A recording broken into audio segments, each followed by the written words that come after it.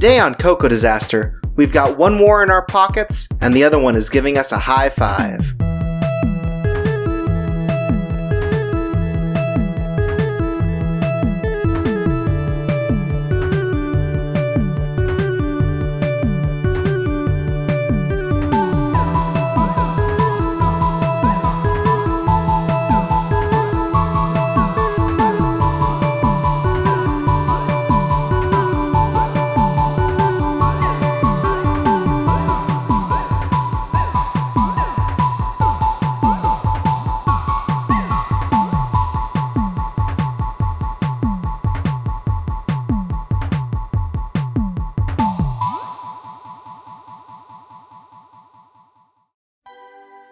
Hi, and welcome to Cocoa Disaster. I'm Chorpsaway, and today we have a very special guest.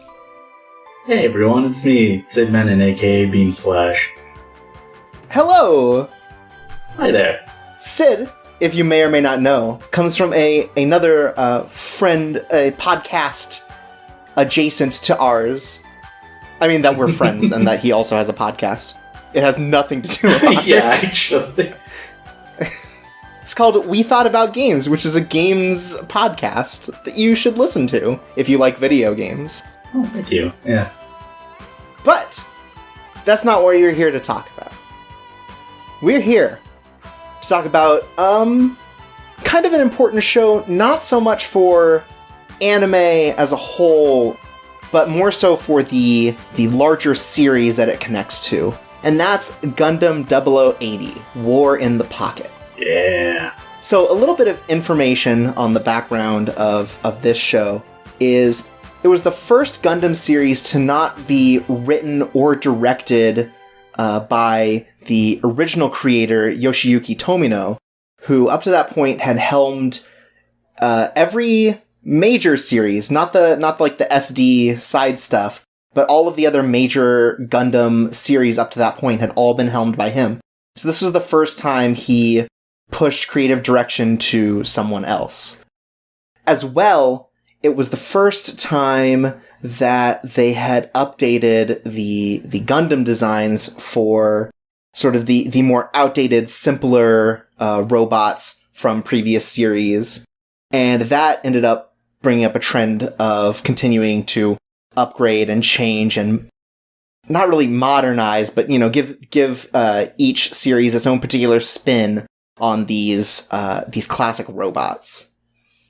In addition, it was the first series, because it was with a new director, the first series not to focus on what Tomino seemed to be interested in, which was the new types, or these, you know, kind of like evolved humans. I'm gonna come out right now.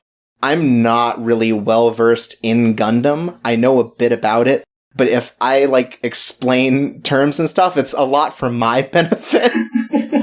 Because I'm coming into this a little bit blind. I get it, but I feel like I missed my, giant robot phase. I don't think I watched Toonami in the way that would have led me to watch Gundam. And until, 5 or 6 years ago, I didn't really watch anime except for what I had seen on Toonami and, occasional, surprise stuff. So I kind of get it. I've seen a little bit, but I don't have the same, the knowledge as I may have with other larger series. That's why I have Sid here. Sid here is gonna be able to tell me everything about old Gundam. Except that, I myself, around the time I was most into Gundam, was a time where you could only really buy stuff on DVD. When I was in high school, I didn't have a job or anything, and my parents were pretty restrictive about what I could get. So for a lot of these shows, I only really watched 0080 fairly recently, but I was familiar with the events from reading episode summaries and a couple websites with descriptions of the different mobile suits, the different machines in the shows, reading about those and playing a lot of the games. But yeah, it was really weird, I guess, to actually see some stuff without the patina of how it was presented in a game that's supposed to make it seem cool, or how fans of the shows remembered stuff when they saw it at the age I wanted to see it. Right, or the crossover aspect of, like, maybe having to throw out some of the actual events. Yeah. Definitely. But, yeah, so that's why we're so well equipped to talk about this Gundam show. So, it was the first series in Gundam to not focus on the new types characters and not to focus on the wider conflict of like, Earth versus Zeon. And it focuses more on a civilian perspective of the war on a colony that's pretty separated from all of the conflict, as well as focusing on humanizing the Zeon soldiers. Everything up to now has been from the perspective of Earth as the hero, fighting off these other people. And this is the first time, as far as I understand, that the Zeons really got characterization, maybe outside of Char, and Char has his own thing. He's effectively, like, separated from Zeon in the way that he's this huge overarching character that everyone knows, maybe more than they know Amuro Ray. Mm-hmm. Yeah. They don't put Amuro Ray in car commercials, they put Char in car commercials. Char commercials. Oh my god. Even better. But, I mean, to that point, like, this is definitely one that's focused on the most. There have been aspects of humanizing people in Zeon, but it's either contrasted to say, like, this guy cares about his family a lot, but now he's gonna kill a ton of Federation soldiers, or have, like, a single shot of a soldier, like, crying out for their mother or something like that before they get blown up. That's especially shown near the end. But yeah, outside of that, it focuses on the fact that, like, it doesn't have to say the enemies are human, but you are never really meant to cheer them on or think that it'd be okay if they won. Yeah, okay. Yeah. Makes sense. So, this series was presented as an OVA, or original video animation. So basically separate releases for each of these episodes over the course of 6 months.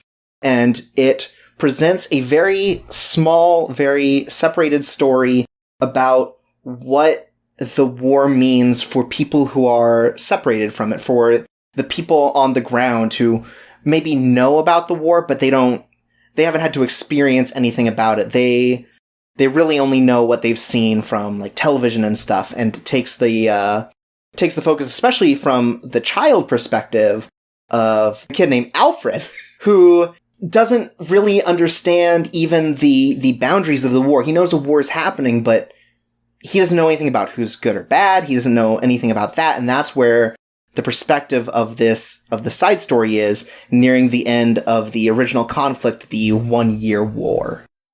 Yes.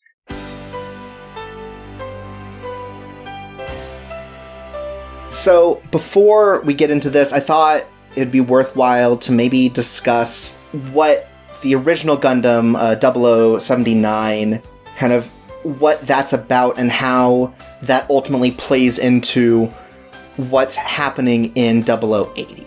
So, in the timeline of Gundam, it's a new timeline still set in our own future, and it does have a date attached to our timeline as to when it begins, but they do shift it around here and there, depending on when the series comes out.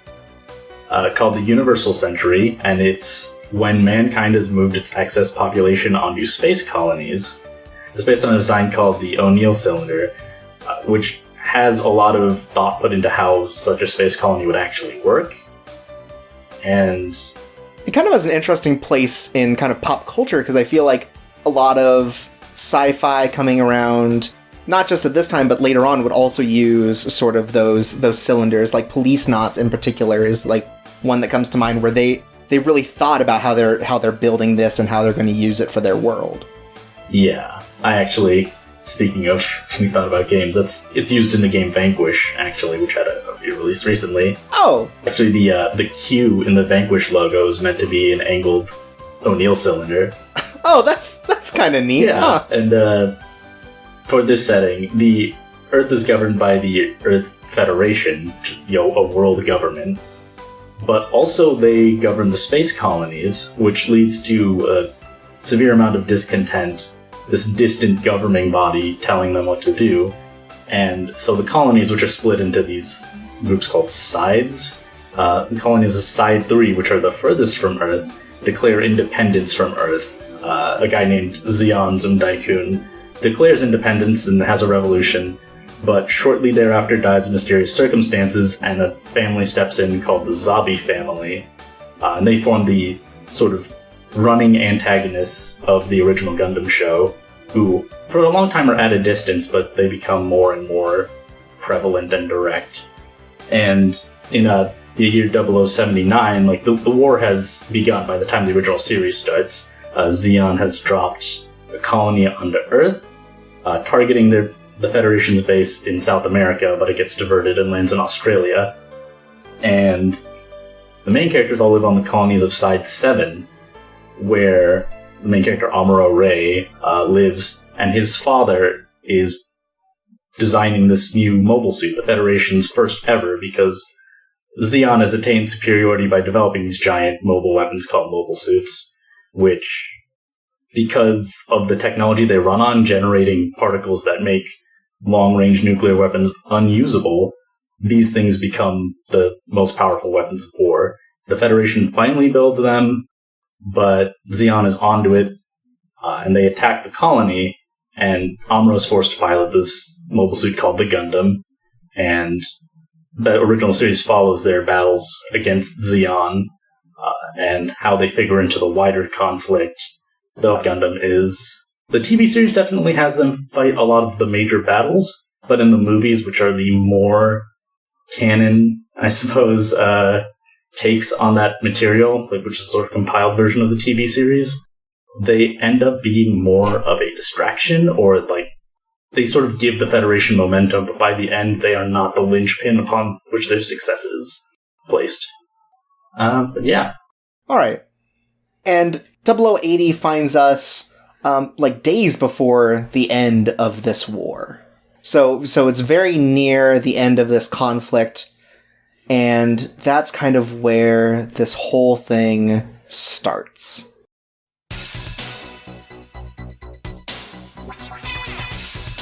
Episode 1, How Many Minds to the Battlefield, starts us in media res on a set of underwater gods? One of them is a... there's a few of them. They're actually all improved versions of suits that you might have seen in the original series. So there's like Hygog, Zagak-E, and some Zakans. I'm gonna get this out early. I'm not gonna know all the names of the robots. I'm so sorry, guys. But I will not just call them all Gundam. That's as much as I can promise you all. But so the Zeons are looking for something at an Arctic Earth Federation base, and they launch several underwater Zeon mobile suits to find it and either capture it, or if that fails, destroy it. Yes, and the mysterious mobile suit is set to be launched into space. Right, so it turns out that the thing that they're looking for is in fact a new like experimental mobile suit that the Earth Federation is working on. Yeah.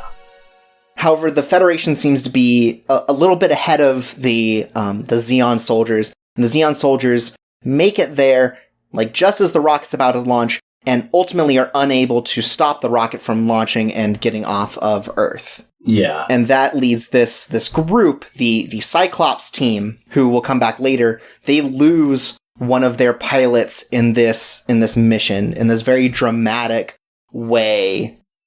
Because, like, before that, tons of Earth Federation people are dying and stuff, but this single Zeon dies, and everyone in the team seems, like, very heartbroken about it, like, and conflicted with taking revenge or, you know, saving this unbridled rage for their mission, eventually. For this scene, it's not that the Federation is necessarily anonymous. You see people in radar rooms and stuff freaking out and running away, but they don't have really any names. There's no named Federation presence. You start from the Zeon perspective, you end from the Zeon perspective.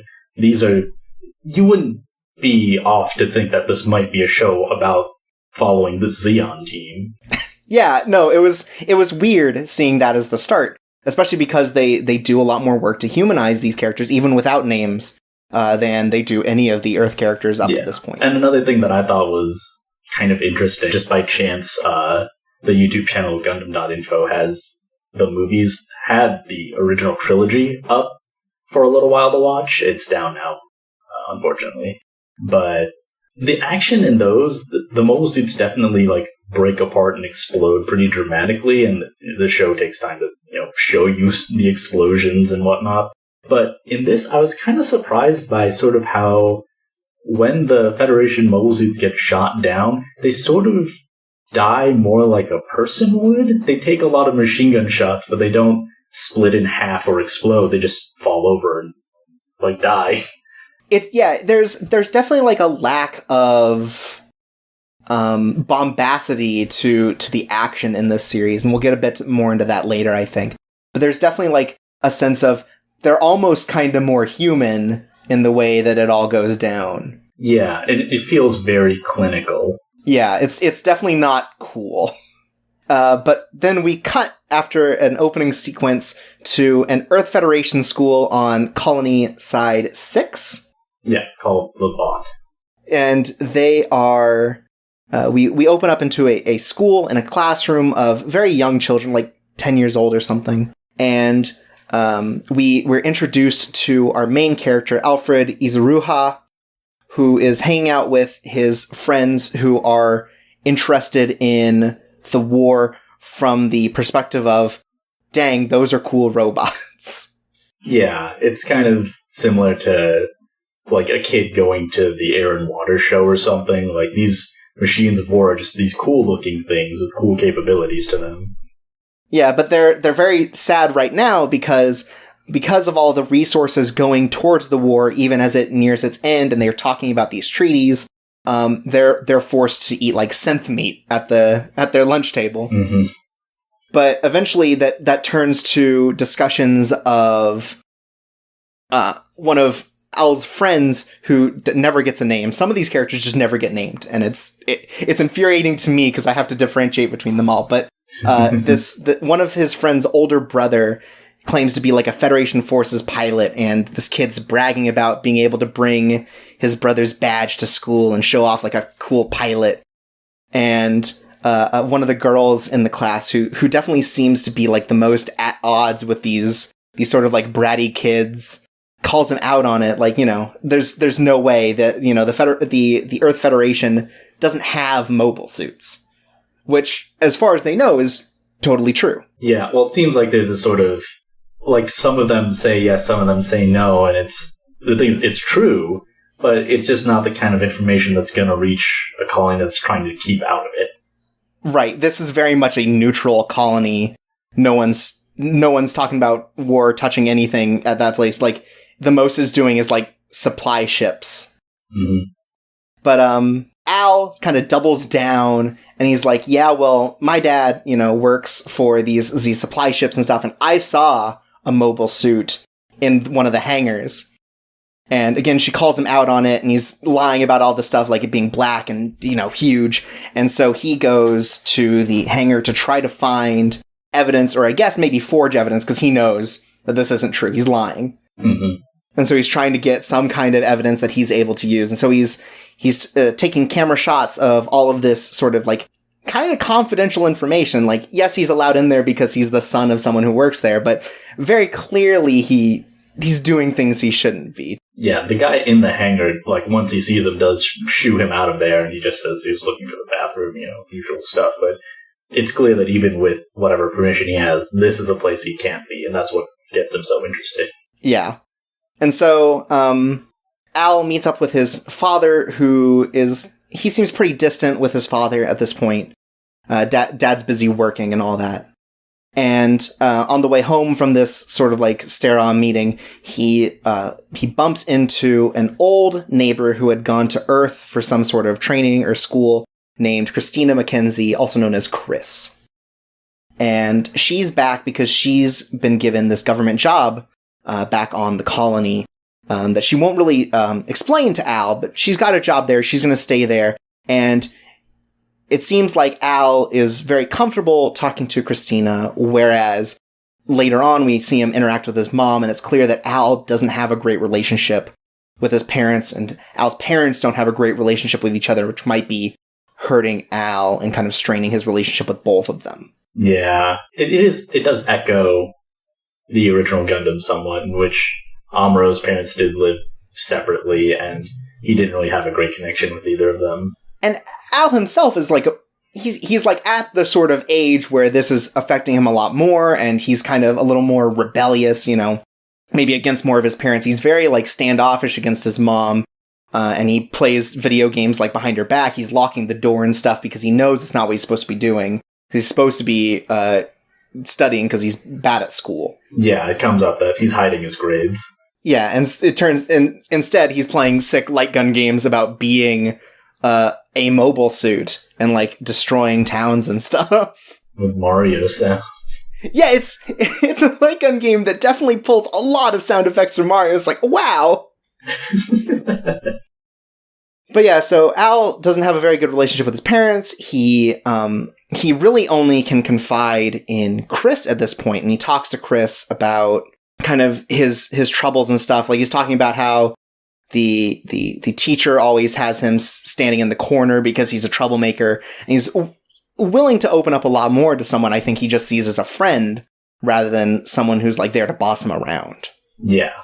So anyways, Al makes it to school again, and it turns out that he doesn't have the evidence. And even more, the girl who had shut down the boys earlier shows that this kid who was bragging about his brother's badge really just bought like a toy badge, and she brings a string of them to school to kind of prove, oh hey, you guys are a bunch of idiot kids. Mm-hmm. And this whole fight is then interrupted because an explosion happens, and it turns out that in this like neutral pedestrian side, Federation and Xeon mobile suits have ended up clashing against each other. Yeah. And instead of running, like a lot of the kids do, Al and his two friends decide, wow, this is super dope. We're going to go film these Gundams and... no Gundams. I think Zaku's at that point. No Gundams. Shit, fuck, I did it. Yeah. They decide that they're going to go and film these... What are they called if they're not mobile suits for the Earth Federation? These models are the GMs or GIMs, short for Gundam Mass Produced. Okay. So the GMs, and I think it might just be Zaku's at that point for the Xeon soldiers. As far as I remember, yeah. And so they film this, and they see that one of the Zaku's is crash landing far into like a park. And so Al is running towards it, and he knows where this blast zone is, so he's going, and he goes to just kind of check it out, because he's like, oh yeah, I get to see a robot up close. And it turns out that while he's checking this out, the pilot has gotten out of this Zaku and is pointing a gun straight at him. And I actually think that the last shot of this episode is really kind of beautiful, because it's the detail isn't quite there on the robots, so the mixing of sort of the nature and machinery is like really well done in this final shot as Al stares up at this pilot who's seems ready to kill him. Mm-hmm. And that's where the first episode cuts. Episode 2 is Reflections in a Brown Eye, and this is where we meet the pilot, who... Al isn't scared of this pilot. Al has, like, it seems like he almost has no understanding of the possibility of conflict. Like, he understands that these people are at war, but he doesn't understand, like, the actual fighting part, because this is very clearly a Xeon guy, and he is not part of that. But he just goes up and is like, hey, that's a sweet gun. You're a pilot for this robot? Hey, can I hold your gun? Mm-hmm. And, you know, the soldier is pretty, like, understandably standoffish about it. He's not really willing to talk to Al and, like, play along with him. And he shows surprise at, I guess, Al's bravery, stupidity, how isolated Al and this colony seems to be from the war, because they seem to have no idea. Yeah, it's, to him... the war isn't real. Yeah, like, it exists, he knows that, but, like, the actual conflict, whatever. But, he kind of messes with Al, and kind of picks up Al's camcorder, which he's thrown across because he wants to check out this guy's cool gun, and finds that there is definitely some information that the Zeons could use. Yeah, those pictures from the hangar earlier. Yeah, the footage from the hangar from Al's camcorder is very valuable because it turns out he did find something very important, and that is the delivery from the Arctic base. And so Al is more than happy to trade away his camcorder data for this pilot's badge. I guess we should give him a name at this point so I don't have to keep saying the pilot. This is Bernard Wiseman, also known as Bernie, and he'll show up a bit more. But Al has he's basically given away government secrets without knowing it, and he's promised now not to talk about it or talk about the fact that he's even made contact with this Zeon pilot. Yeah, he decided to keep it a secret. Yeah, Bernie's like, hey, just keep this secret. It's like, okay, cool. And then he's really excited about his new pilot's badge. The thing I noticed most about this scene is that the data's on a floppy. And it's just like, it's just, man, 1989 was a long time ago. Yeah, it's so weird to think of, but it's not entirely uncommon now to just imagine such complicated future technology as a mobile suit, but then be like, yeah, people are gonna use floppy disks and use regular phones, or this that's in the original Gundam series is the White Base, the cutting-edge warship that the Federation has, is driven with a ship's steering wheel. So good. Like wooden and everything. Mm-hmm. That's awesome. So Al goes back to town and he's just loving his new pilot's badge. He has no connection. Like he sees people dead and the destruction that some of these robots have caused, like car wrecks and, like buildings burst. He doesn't care. He looks at it and he just goes, okay, whatever. And he goes back to his home and he plays and pretends he's a sick robot pilot. Yeah. And a lot of the other kids too just are glad that like school was delayed. Yeah, it's very weird seeing that dissonance, but Bernie goes back to a Zeon base and, passes off this info. And because he was able to capture it, they don't care how, he joins the crew from the Arctic mission, the Cyclops team or the Special Forces. And we meet the three characters. It's Mikhail, Garcia, and Steiner. Yeah. And Mikhail is like very, very large and he seems very violent. Garcia is a little bit of a Mexican stereotype and very seems very addled with porn. Like his robot cockpit has Playboys on the sides. Yeah, whereas with Mikhail, he has a flask of vodka. Yeah, or whatever. He's very Russian. And then Steiner is just this white dude, this old white dude, and he smokes, but he doesn't actually light any of his cigarettes. That was the first thing I noticed about him is he's putting these cigarettes in his mouth and putting them out, but he's 8 of them in there and none of them are lit. Yeah, but he's more of the vet. Yeah, he's the vet and he's the captain of this team, and their mission is to retrieve the cargo now, since they failed to do it in the Arctic. This is an infiltration mission. They're calling it Operation Rubicon, and what they're going to do is they're going to just pose as Earth Federation soldiers who need to get in there, and then... No, a transport company. Or a transport company. Eventually they do act as soldiers. But as a transport company, they're going to secretly move Mikhail's robot in so that he can cause a distraction while they go and either capture or destroy this experimental Gundam that they're working on. Yeah. Bernie is thrust into this major operation very clearly in over his head. You get the feeling that the time that he was out in the Zaku was maybe his first time in combat. Yeah. Or very early on. And Steiner requested a replacement for his lost teammate, and he was promised, someone worthy to fill that gap, and he gets this rookie, so already the rest of the team is pretty biased against Bernie. Yeah, there's definitely some animosity there.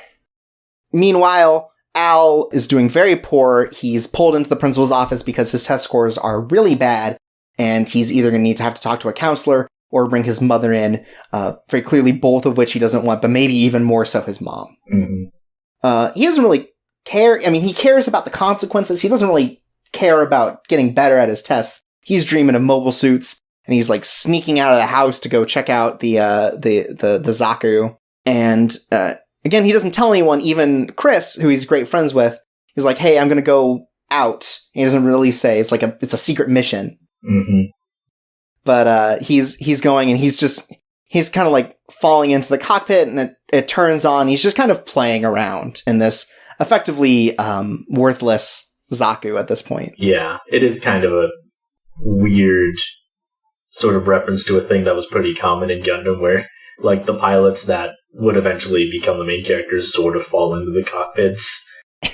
Right. And here he's just falling into this piece of junk. He's like, yeah, this is so cool. Look at all the glowing lights, but nothing works. Yeah. Thankfully. But we cut back to Bernie, they're preparing for the actual transporting bit of it by like setting up. I don't know if this dude is alive originally, but they shoot him in the head to sort of like imply damage from driving through this war zone, getting to Side 6. Like, there's this elaborate setup to make it seem like he can kind of like pass through without inspections. Yeah, to make it less suspect that he comes in out of nowhere, this big shipment, to say he's just avoiding trouble. Right, and while Bernie is missing a document and the Federation group that's there is about ready to check him out because he's acting kind of shifty with this whole, like, you know, he doesn't want them to be able to look in and find that this, you know, robot's here. But the rest of the crew is there to bail him out, and they definitely show off as a lot more competent and prepared for this sort of thing. Yeah, it's never entirely stated, but it does kind of feel like they intentionally put him on the spot, because Bernie's a soldier, he's not a spy or anything, he's not trained in subterfuge or, like, form a really strong Right, there's a little bit of, like, a hazing idea there. Yeah. Though maybe a little less innocent, I guess, than a hazing would be. And as far as that can be innocent, I guess. Yeah, so the next day, Al wakes up, and it turns out he fell asleep in the Zaku, and he's really kind of worried about that. He needs to make his way home, then he needs to get to school. But on his way home, he sees Bernie and the rest of the team driving these cargo trucks to wherever they're going to end up putting these. And so he's like, oh, wow, there's Bernie and I guess some other people. And so he grabs onto the last truck in order to follow along. Yeah. And so he's kind of like riding on the back of this truck as the episode fades out. And you know that nothing good could come out of this. Man, how fast is this kid? Yeah, he also runs and captures a truck. Like, I mean, from a red light, sure, but he's still running super fast to catch up. It's kind of funny because there's a scene in the third Gundam movie where Amuro sees his dad in a colony, like he doesn't expect to see him there. And his dad gets on a bus, and he runs and chases the bus the whole way back to his dad's house. Cardio's just so much better in space. And then we have episode 3, and At the End of the Rainbow, where Al ends up flying from the truck because of like a real harsh turn. Yeah. And his first thought in finding that he's gotten cut because he fell into these bushes is, sweet, I got hurt! Because he ends up using this as a way to get the cops to find these guys. Like, he frames it as if, oh, it was like a hit and run and I barely jumped out of the way, so I want to find these guys. Mm-hmm. And it turns out that the cops also are going to take the time to investigate the delivery and all that. And the Cyclops team is about ready to kill this cop. And I think Al sort of recognizes that. Well, yeah, he sees them pulling guns from behind their backs, and they sort of all give him glances. So he does have, like, a concept of, like, death and stuff, just, like, it's still separated from him, the person. Mm-hmm. So he stops the cop by saying, like, oh, you know, you don't have to investigate. I was lying this whole time because Bernie is my older brother who was pulled away by divorce, and because I saw him, I really wanted to be able to see him again. It's been so long, and this whole thing has just been a ruse. And the cop goes, well, okay. And he's not happy about it, but, you know, It all works out. No one has to die. And it turns out Al wants to join the Cyclops team because Bernie's on it, and he wants to be a soldier. That's his goal. That's what he finds cool. Mm-hmm. And so I don't think they want to do it, but when he's super ready to give away like these government secrets and the layout of these hangars and stuff, like, yeah, absolutely, they're gonna exploit this child. Like, he's super ready to just give away all of these details about stuff, and he doesn't know what they're doing. He knows they need to find something in the hangar, and that's kind of it. Yeah. And he's like, well, sure, let me tell you all about the hangar and, all this other stuff I can find. And this is all for a special forces badge that he gets from the team. But it is revealed that the badge has a listening device in it. Right, so they're using it to bug him in case he tells anyone about it, because they are ready to... They have some backup plans. Yeah, and Bernie is sort of tasked with babysitting Al throughout this, though the fact that he's bugged means that he's probably the one who's set to kill him if he talks. Right, and it seems like he's sent out because the rest of the team maybe doesn't have Bernie's best interests in mind. Yeah. He definitely seems like the most expendable, as agreed by the other three. Mm-hmm. So, yeah, Al definitely has some grasp of the gravitas of war, but he's super enamored with the soldier lifestyle, with the idea of doing cool things. Yeah. He doesn't, he feels like his school life is really boring and plain, and this is an adventure for him. Yeah. And so Bernie, in his bugging, is, trying to check out Al's house and everything, and just gets fucking beamed by Chris, who thinks he is a peeping He thinks Tom. he's like a peeping Tom, or, a home invader, and just, with one solid hit, almost kills the dude. Mm-hmm. Yeah, I was pretty weird when, Al interrupts her. It's like, no, that's my brother. And she just, checks him, oh, thank God he's alive. What? Were you just planning to outright murder this dude? Do you believe in, due process? And it's just man, Chris is hardcore. Yeah. And maybe gives you your first impression that, Chris is more capable than you might expect from, a female character. But, is impressively believes this whole, brother thing. Yeah, well, it was kind of impressive how smoothly Bernie passes it off, because, he gets invited into Chris's house, and they meet Chris's parents. And, yeah, he just says that, oh yeah, I'm from another marriage, and Al's mom doesn't know about me, so we want to keep it a secret. Yeah, surprisingly, Bernie and Al are kind of quick on their feet, except for the part where Al almost blows his cover, being yeah, he's a robot pilot, yeah! Well, Chris mentions that she's joined the federal forces. Right. They don't really know to what extent, but, there's her government job. Yeah, she says it's data collection. Yeah, she does data collection, and then Al says, Bernie's a real soldier, and Bernie quickly writes it off as he was discharged and he's part of the reserves, and they assume, oh yeah, the Federation reserves. Yeah. Yeah, right, I was one, and he saves it pretty well. Yeah. So Al and Bernie then go, and they're doing their mission. They're building Mikhail's mobile suit.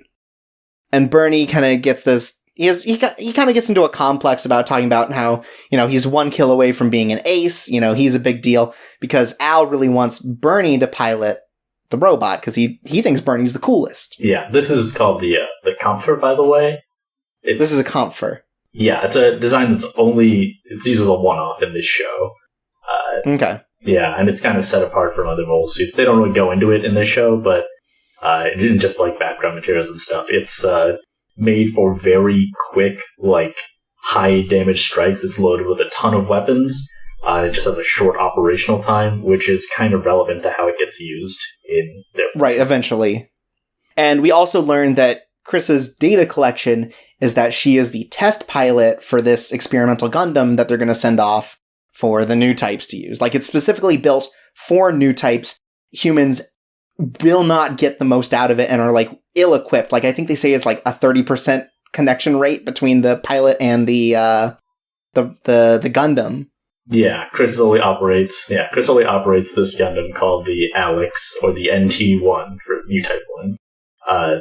She can only operate at 30% of its possible efficiency, but they're making it for Amuro Ray, who, in the show, by the time he's come back to space near the end of the war, has awakened his new type abilities. So there's a plot point in the TV series, it's kind of glossed over in the movies, where he is able to perceive what enemies are doing so far ahead of what they're doing and react so quickly that it is burning out the Gundam's joints, but they come up with a sort of stopgap solution that he ends up using for the rest of the show. Okay. Yeah. And also the later shows incorporate this technology, but the Alex is sort of shown to be the first mobile suit to incorporate a 360-degree panoramic cockpit instead of really bunched in one that relies on a few cameras.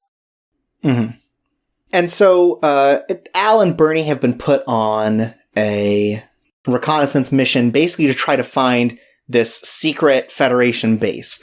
Because they're on a neutral colony and the treaty that's going around isn't in effect yet, there can't be any military activity, but they know that this experimental Gundam's here and they're clearly testing it.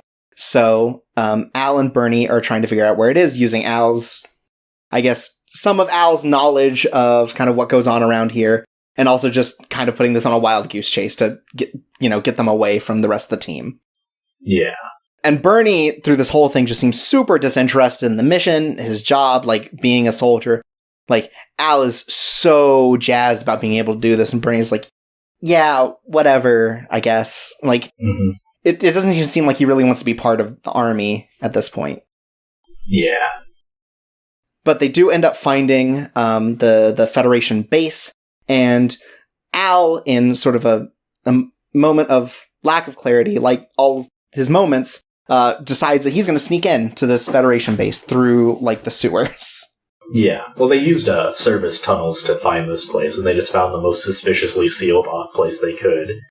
Right, and so they sneak in, or Al sneaks in, and Bernie follows along to make sure he doesn't get killed or ruin the mission. And they spend a moment in space where they almost die. But since they found the location of the cargo, Al wants to go in and kind of like get evidence. So he's sneaking through the air vents to find this, and he finds where they're keeping the Gundam, and he's pointing the camera up, but he has no regards for boundaries or his life because he's videotaping this top secret thing, and soldiers are coming by, and I'm pretty sure only bad things could happen for him if he's caught. Yeah. But at the start of episode 4, Over the River and Through the Woods, we see that, well, that doesn't happen. He is able to hide very quickly from these soldiers because they're not looking for him. They're not looking for someone, so they're not really paying full attention, and it's fine. You get a sense that the Federation soldiers do feel like they're pretty far from conflict. Mm-hmm. Like, there was the Xeon attack, but it was a one-off, and, they've got it made. Yeah, and we learn that the Cyclops team is getting tips from an insider for the Xeons who's living there named Charlie, who's a bartender. And he's kind of just giving them information on kind of what's going on, any kind of, like, he seems to have an amount of confidential information as well that he can access and give to these people to help them on their mission. Yeah. Over this whole bit, Al and Bernie seem to be getting along more. Like, Bernie's kind of no-nonsense, but he's kind of letting himself... He's kind of putting down his defenses. Yeah, because he sees what Al took photos of, and he recognizes the Gundam. Because it has, even though it's a different one, it has the same facial design and the iconic V fin on the head. Yeah, and Al is still, like, presenting this all as fun, and Bernie's kind of getting caught up in it. Yeah. The team kind of hates Bernie over this, but they're happy that the info's there because he knows that this is dangerous, just like Bernie knew it was dangerous, but Al is kind of a shithead. But through this whole thing, there's, like, a nice bit of Al, like, has really felt like he's made friends with these soldiers because he has, like, a notebook where he's drawing them, and he draws Bernie, like, holding hands with him. Like, it's this very, like, almost sweet thing until you realize that he's working for the enemy and he's giving away all these government secrets. But it's still sweet and kind of builds this relationship, especially with Al and Bernie. And at the same time, Bernie and Chris are kind of chatting up more. They're kind of becoming friends. Seems like maybe they're into each other. Yeah. But whatever. It's close to Christmas. And because of all the information that Al has gathered for them, the team is like placing charges in places, and they're getting ready for their mission. And Al at school is found openly talking about how cool the Zeon army is, and how cool Zaku's are. And his friends aren't like really dismissive of him, but they're willing to bite back a bit, like, the Zeons are the enemies, right? But he always is like, wait, there's no way. They're super cool. The Zakus are awesome compared to the GMs. And, one of his friends is like, well, Mom watches the news and says that the Zeons are the bad guys who broke away from Earth. And basically his retort is, oh, so you listen to everything your mom says? Mm-hmm. It's like, it's the really typical shitty kid thing to do.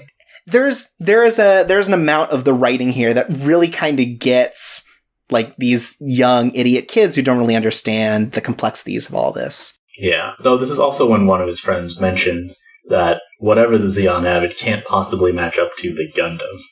Right, and then a very important line, what's a Gundam? Because he doesn't know. And not a lot of other people know, but it is proof that the little girl from before was correct. They do have a mobile suit. Mm-hmm. And Al's not convinced. Al thinks the Gundam's probably stupid. Because it's not cool like his cool Zeon friends. Yeah. The idea also because the kid says that it's killed 100 Zakus at least. And the thing is, that is actually true, but that also sounds ridiculous. Yeah, it sounds absurd that something could be that powerful. Right, like one robot that can take out 100 others. And then meanwhile, we have Steiner meeting up with the informant, Charlie, and they're talking about kind of how the higher-ups for this mission don't really seem concerned with the people on the Cyclops team, just that they're able to locate and then either capture or destroy the Gundam. Like, they don't seem particularly concerned with the aftermath. Yeah. Almost like this is like a suicide mission. Mm-hmm. And Steiner kind of has a moment where he talks about how it also seems like this is the end of the war. Like, the war is coming to an end. The Zeons are losing, but until that treaty is signed, they're going to continue their mission because that's their job. That's what they do as soldiers. It's not the first time. Even in the original show, there are a lot of moments near the end where a lot of pilots have said, yeah, we're not going to win. Like, the momentum is too strong against us. Right, like, what do? Give up? And then you're going to die. You might as well go out dying like a man. Or whatever. But the explosives that they set up earlier in the episode are for an escape route. They're going to just blast through the side so that they can go into space straight from where they are. They don't have to make it to the end of the side, the colony. And yeah, so this is where we learn explicitly that if they can't steal the Gundam, they're going to blow it up, and that's going to be even more trouble. Yeah. And we see maybe a moment of empathy between Bernie and one of the other characters in the team. It's like the first time that they kind of treat him with even joking respect. Like, Garcia's there, and he seems pretty down about this mission too, but he's like, hey, Bernie, I need you to stay alive. Yeah. Not for any, like, sympathetic reasons, but because I need someone that I outrank here. And you get, like, a little bit of personability between the two of them. Like, maybe he is starting to fit in a little more. Yeah, and especially with Garcia, because it's not just, I outrank you, but he feels that since he does, it's his responsibility if Bernie dies. Right. And so the mission's going to happen the day after this. And Al has also gotten a tour of the base tomorrow where he hopes to kind of do more work for the Zeon soldiers. Bernie tries to call him and tell him to stop, but Al is not going to have any of it, and he's going to do his dang job, or what he thinks is his job. This bit what I actually was kind of frustrated with, because Bernie could just as easily say, it's going to blow up tomorrow, but Instead, he just says no. Yeah, it's just like, don't go there. And it's like, why not? Just because you can't. But I think if they said what the mission was, they're pretty sure Al would turn on them. Or at least that's what they're thinking. Because I think because to some degree, Al does understand, like, the whole conflict. Mm-hmm. But still, that doesn't work out. Al's going anyways. Fuck you, Bernie. And we also see kind of the first time that Steiner actually smokes one of his cigarettes as he's talking to Mikhail. And Mikhail's like filling up his flask for the mission. And they both seem pretty prepared for this to be their death. They're ready to die. Yeah. On this mission. Yeah, Mikhail's toast is to those of us who are about to die. Yeah, and it definitely comes off as like they still expect to have the mission go through, but they're also ready to just lose it. Yeah, because all the factors are against them. This operation wasn't really given a whole wide berth for them to survive. Yeah, they've got 4 people there to fight off an entire base. And again, it does seem like the situation is that they were sent here to die by the Zeons. And of their team, Garcia, Bernie, and Steiner are going incognito as Federation soldiers. And Mikhail's the one mobile suit pilot who's going to be making a distraction for them. Right, he's taking his comfort and he's just going to wreck however much he can, making his way to the base. And then, worst comes to worst, he's going to have to fight, but he's just there to start some destruction and make some chaos. Yeah. So, when the mission is a go, this comfort pops up and the Federation's called. They're going to send in people to kind of try to fight back against it. But it's clearly already started this huge destruction. Meanwhile, Al is getting his sweet tour of the military center, and the leader there tells him that, well, he's like, oh man, these robots are cool, right? Like, mobile suits are great. They're awesome. And very clearly the head doesn't agree, and he says that Gundams are a necessary evil and that they're not built to bring about happiness. Yeah. Which goes straight over Al's head as a bunch of explosions start happening, because it gives him the distraction he needs to steal an access card and go down to where the Gundam is. Yeah. The infiltration mission starts and Bernie fucks up Australian seasons. Yeah, he says he's from Sydney and that the snow would be falling around this time, but no, that's not December in Sydney. Yeah, and so while it's fine to start because like this guy's like, oh, you're from Sydney, I know someone from Sydney. The guy pops up and is like, wait a minute, that's not right. And so a gunfight starts right where the Gundam is, like in that room. Yeah. And all this fighting animation is a lot more fluid than the motion before. Like, you get the idea that maybe there's some sort of like rotoscoping or like use of footage to be able to make this seem a lot more real. Yeah. And it's also a lot bloodier. Yeah. Al runs in, he's doing whatever, but Steiner gets shot. Garcia also gets hit and tries to take a landmine and kind of suicide bomb on the Gundam, but is shot too far away to do any damage. Yeah, so he blows himself up anyway. Right, he blows himself anyway in the hopes of maybe getting something, and Al is just fucked. The wall that he's using to like look in on this just gets destroyed, and he's covered in rubble, and like and it looks bad for him. Yeah. But ultimately, this explosion ends up being an escape route for the shot Steiner and Bernie, who's dragging him along to try to keep him from death. Yeah. But Chris makes it to the Gundam, pilots it, and ultimately ends up killing Mikhail in his Kampfer in a battle.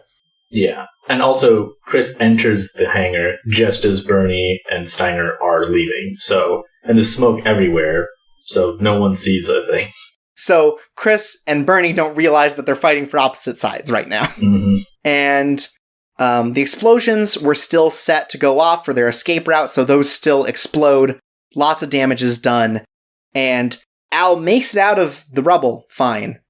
But this is the first time that he's faced with the truth about what Bernie and he and the Cyclops team had done, because when he gets out, he finds Bernie and Steiner next to a car, and Bernie looks ready to shoot Al in order to get out safe. Yeah. And there's a wall separating this scene and the scene of Chris having killed Mikhail. Yeah. So again, we don't get to see the other sides. They don't know what happened there. Mm-hmm. Yeah, and Steiner, as he's dying, asks Bernie what happened. And Bernie says, oh, yeah, Mikhail destroyed the mobile suit. And Steiner sees right through it and says he's a terrible liar before he dies. And that's how he dies. Yeah. And Mikhail actually seems like he's destroyed the Gundam, because it has these big, gray, like, chunky armor parts on it. Mm-hmm. And he wraps a sort of whip made of mines around it, and it blows up. It creates a huge explosion, the type of thing that probably would have destroyed the original Gundam if it had been hit with something like that. But after the dust clears, all the armor parts just sort of fall off the Gundam, and it pops out these wrist-mounted Gatling guns, and it just absolutely annihilates the Comfort. It's really brutal. And Mikhail, which gets hit. Yeah, it's super brutal. They don't even show him getting hit in the cockpit, but they show the cockpit, and it's not good. Yeah, once the firing is done, you see just like how many holes are in the thing. Yeah, and so Steiner's death opens episode 5, Say It Ain't So, Bernie. And we also get to see some Xeon work in the background. Commander Killing is there. Commander Killing oh, God. Shows up and kills the person in charge of that particular, like, Xeon base. Yeah, that's the moon base Granada, which is actually eventually between the Federation and Xeon will be signed. Oh, weird. So, he kills the leader there, and his idea is that since this mission failed, and they've gotten word of that, they're going to just nuke the hell out of Side 6. Yeah, by Christmas. Well, on Christmas Day. I think it's the midnight after Christmas, they are going to just annihilate the side, because that's the only way they can think of to get rid of this Gundam. Yeah, and nuclear weapons are seen as a big taboo in the Gundam world, like, for multiple reasons, but they're specifically banned under something called the Antarctic Treaty. But Commander Killing mentions that since Side 6 is a neutral colony, they didn't sign the Antarctic Treaty, so that's all it takes for him to be okay with nuking the civilian population. Right, and that's also the treaty that says that they can't have military activity on this base, which is, the issue with having the Gundam there at all. Mm-hmm. But we end up seeing that there's an investigation into the attack, since, Xeon soldiers got away. There's talk of a possible inside job, given how well these soldiers seem to be able to infiltrate, and Chris is suspected of doing it, basically to, like, propel her career, because she got to, fly, she got to be in the Gundam and kill the enemies. Yeah, he's also pretty sexist. Which is fucked up. That detective is bad. It's a real bad time, and Chris is having none of it. Chris is just like, no comment, walks out, don't give a shit. But so Al is alive. He didn't get shot by Bernie. And he seems pretty shaken up. Not pretty shaken up. He seems a little shaken up, because he does see in a house collapse, like them pulling a child out of there. Yeah. I think he maybe starts understanding that, what they did is wrong and the consequences of it. Bernie's planning to escape. He talks to the bartender and gets a passport and a warning about the nuclear attack. Yeah, and the informant says that he's not going to leave because he's actually lived his whole life on Side 6. Right, he has a connection to it, so he doesn't want to leave. Yeah, which does also set apart the idea, because you don't really see this that often in Gundam, where even though he's working for the enemy and what he does has these horrible consequences, he still views it as his home, not Side 3 or any other Xeon territory. Right. And Al meets up with Bernie, which he should stop doing at this point, honestly. And Al is, like, feeding him McDonald's. And Al is, like, shook up by seeing this death. And the quote, I think, is, "People die really easily, huh?" And Bernie is not very sympathetic for it, probably because of how bungled this mission ended up. And he talks about how it's inevitable in war. This is the sort of thing that you learn to kind of, deal with because it happens so often. Yeah, he says it doesn't matter if you're a decorated captain or some kid. Once your luck runs out, you're dead, and that's all there is to it. And earlier he says something like dying in space is the worst. Mm-hmm. And I think he kind of gets it. But Al is still about this mission.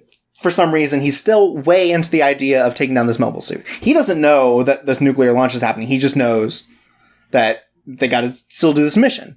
Because he thinks Bernie's the greatest, and Bernie's going to be able to take down the Gundam if they can repair his Zaku.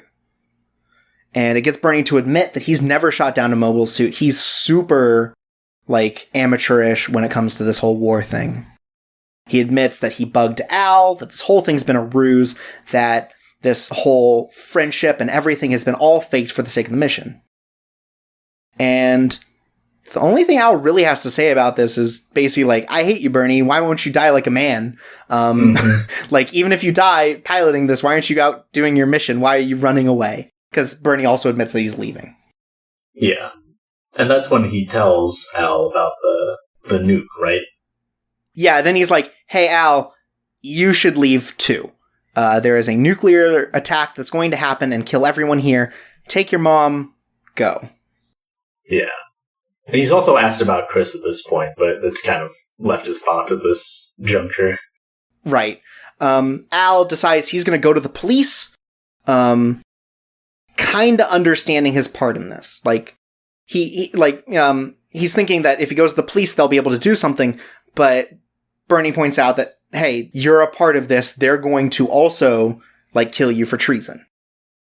He's not really into that. Mm-hmm. So it takes him a bit. But he stops at the arcade on the way to wherever he's going. I think home at that point. School's probably canceled. I think the school got destroyed. Yes, the school definitely got destroyed.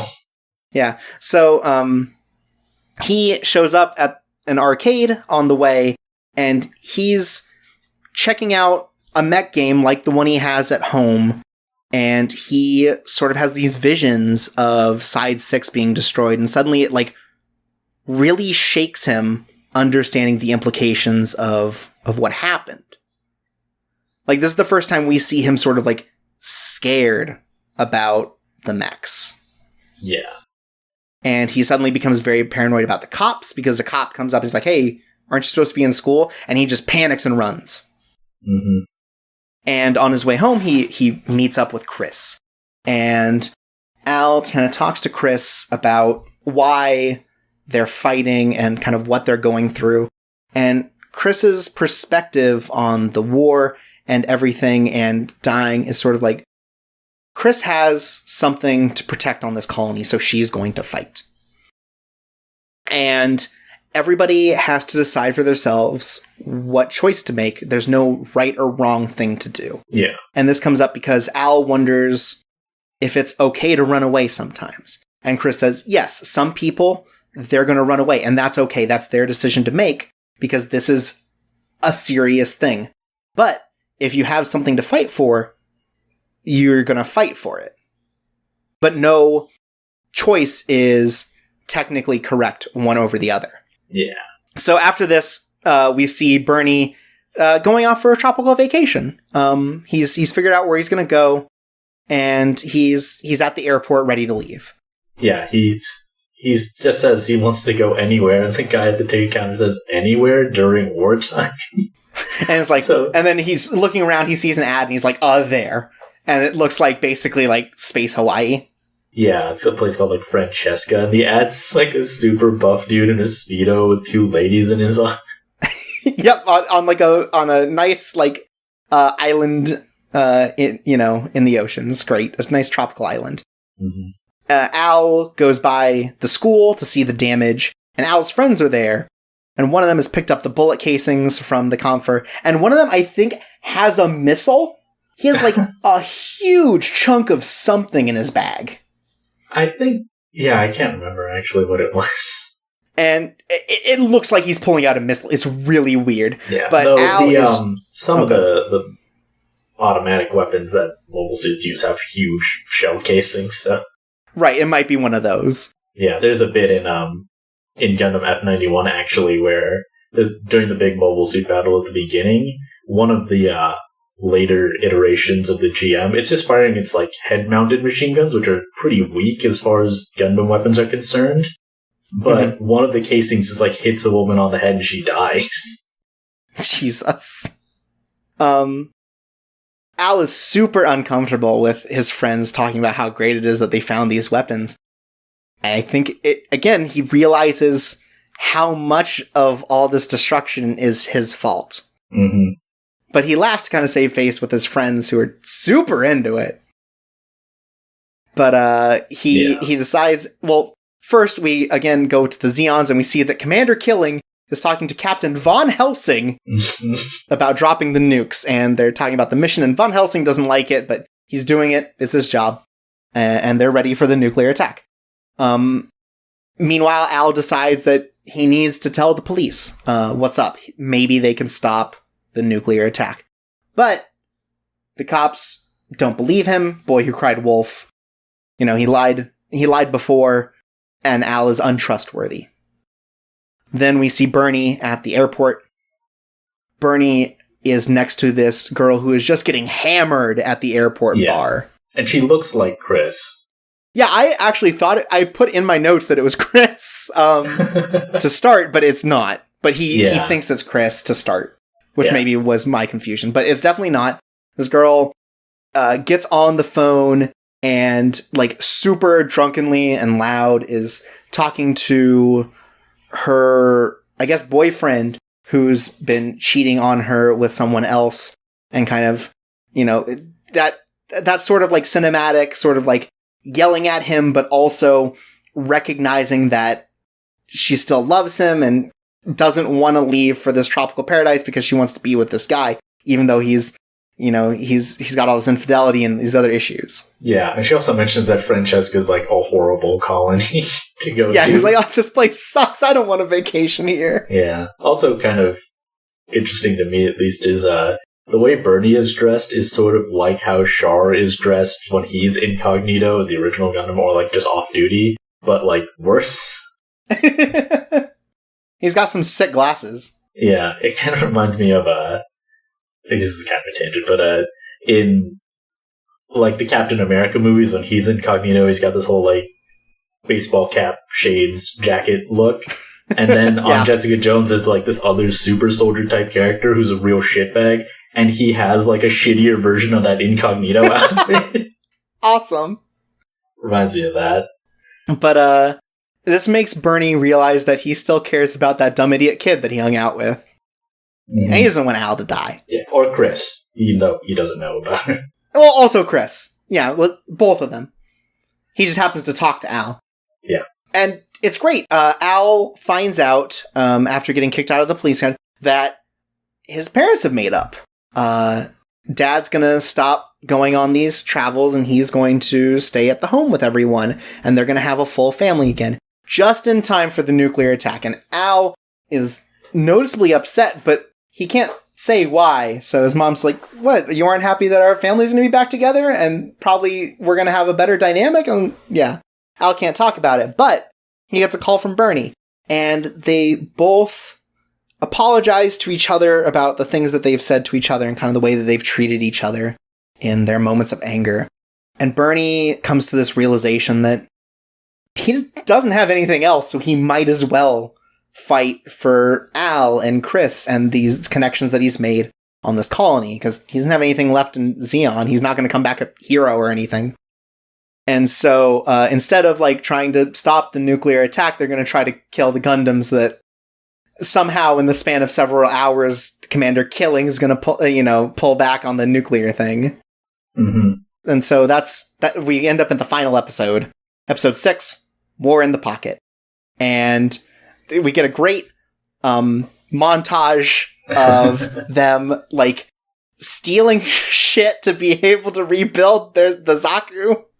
Yeah, Mikhail left some, like, weapon containers around, like, assuming that he would pilot the Comfort for longer and just, like, fly by and grab these things to reload, but he died before he could get any. Right, so they're collecting them from all these places, and so they make it onto this military base, and they're not supposed to be parked there, so some soldiers get confused as, like, Bernie's trying to get these weapons out of here, and Al decides to help by just taking a crowbar to a car Yeah. and just destroying it.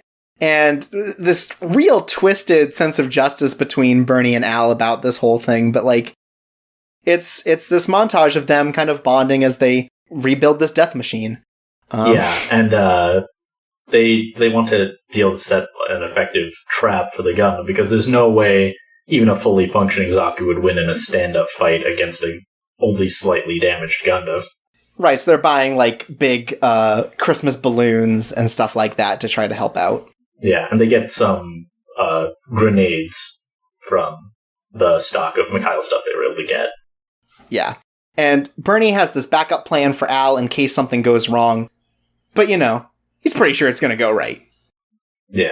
And Al's pretty sure it's going to go right. And I think this is maybe one of my favorite things about this show is Al goes to meet with his parents. You know, he thinks everything's going to be fine. The mission's going to go on. And when he meets up with his dad and his mom's there and they're talking about sort of the situation, Al's dad is like, oh, so I hear that the feds stopped some Xeon ships that were trying to come in. Apparently they had nukes on them. And so the entire point of what they're doing for the mission has been taken care of off screen. We don't get to see it. Presumably, like, Commander Killing and all that are going to be killed, you know, for trying to bring this nuclear war here. But, like, Bernie's now going to go die for nothing. This mission means nothing now. Yeah. And Al realizes that, and he's horrified. Like, more horrified about the fact that Bernie's going to die than, oh, hooray, we're not going to die of a nuclear war. Which, fair enough. You know, priorities. But Al decides to endanger himself to try and stop the fight between Chris and Bernie. He's kind of running along the path that Bernie would take. And there's a quick battle, kind of like a long-range battle, before Bernie sort of, like, takes part in this whole, like, you know, the trap that he's set up with all these balloons and stuff. He lures the Alex Gundam out into the woodlands because no one lives there. Right, so that's an important thing on Bernie's side, is he's making sure no one gets hurt. But also it's a disadvantage for the Gundam. Yeah, and initially Chris's commanding officer tells her not to pursue, but she also realizes there's no civilians living in the woodlands, so I'm going to pursue it. So they actually share very similar morality on this. Right, which is, hey, we're not going to kill other people.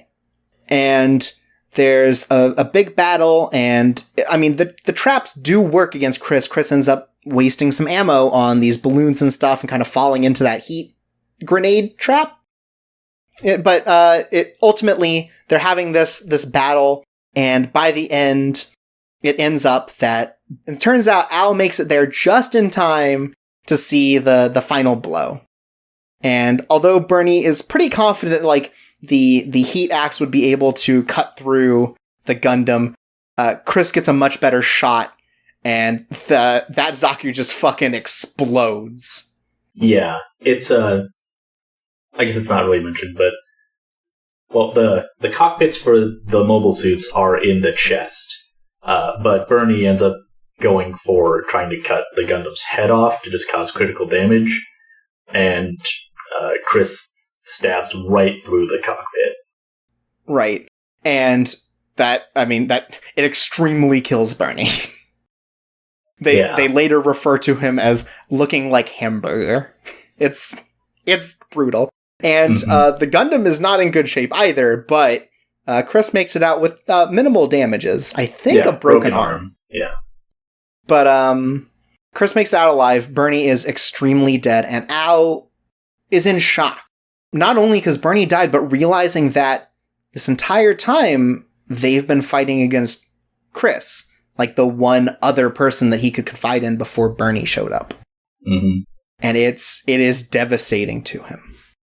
Yeah, a Federation soldier comes and finds him, and he is unresponsive. Yeah.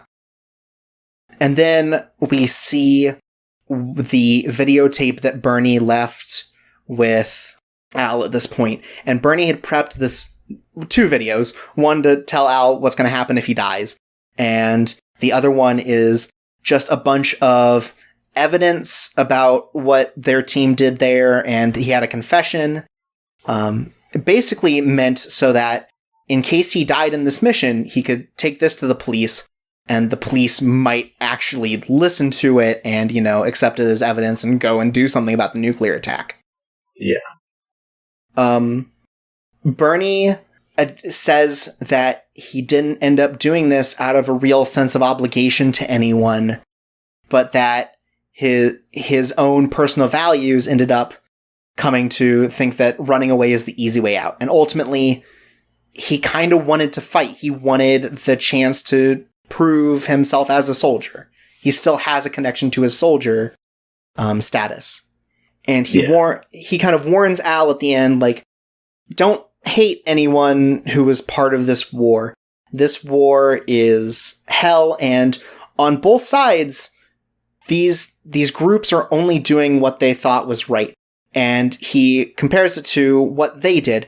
They thought that this was the right thing to do. It may not have been, they might have been misguided in sort of like trying to still destroy the Gundam with the Zaku, but they still thought it was right in the end. It was their personal beliefs. And he says that war is a set of conflicting ideals. Sometimes it's not possible to say ultimately who's right or wrong. Yeah. And he says that if he escapes, he'll come back to the colony someday and meet with Al again. Right. I kind of wish that it ended on him saying that's a promise. Yeah, that would have been good. But Al is sort of living life normally. Like, he's still, he's still able to function. He wears Bernie's badge in remembrance of him. And it turns out Chris has been transferred back to Earth. And she made it out with just a broken arm. Yeah. Also, Al's dad also asks his mom if seems like he's matured a lot because he's so quiet these days. Yeah. And Chris asks Al to tell Bernie hi, or goodbye, I guess, since she's leaving. And he doesn't have the heart to tell her what happened, so he's just like, okay. And then he makes it to school. They're doing classes outside because the school is still ruined. The treaty has been signed. Peace has returned to the universe for now. Al's friends do not give a shit about this at all as they're getting told about this. But Al gets really caught up in the emotion of losing Bernie in this war and realizing that this whole conflict's over and it's, there's no way to get all of that back. Yeah. His friends assume that he's crying because the war is over and that means there's not going to be cool fights anymore. And they're like, don't worry, next time we might even get live bullets, from a battle. And through the whole thing, he's crying. And I think in some ways the little girl from before that was really bratty kind of maybe understands a little bit of what's going on with Al. Maybe not to the degree, but, that clearly something is wrong. And that's the ending of it. The war is over and nothing has really changed. Yeah. Though the music it plays as it like sort of zooms out of the colony and stuff is weirdly cheerful. Yeah, it is weirdly cheerful. It's the same ending song they've been using, but it's definitely like it's definitely like weird to put this sort of like upbeat. I mean, this is it's a thing that's used in all kinds of shows. Like Evangelion does it with Kamsus or Todd. But, like, it's just really weird, and especially for what this series has been saying, for it to be so upbeat. Yeah. And that's Gundam 0080.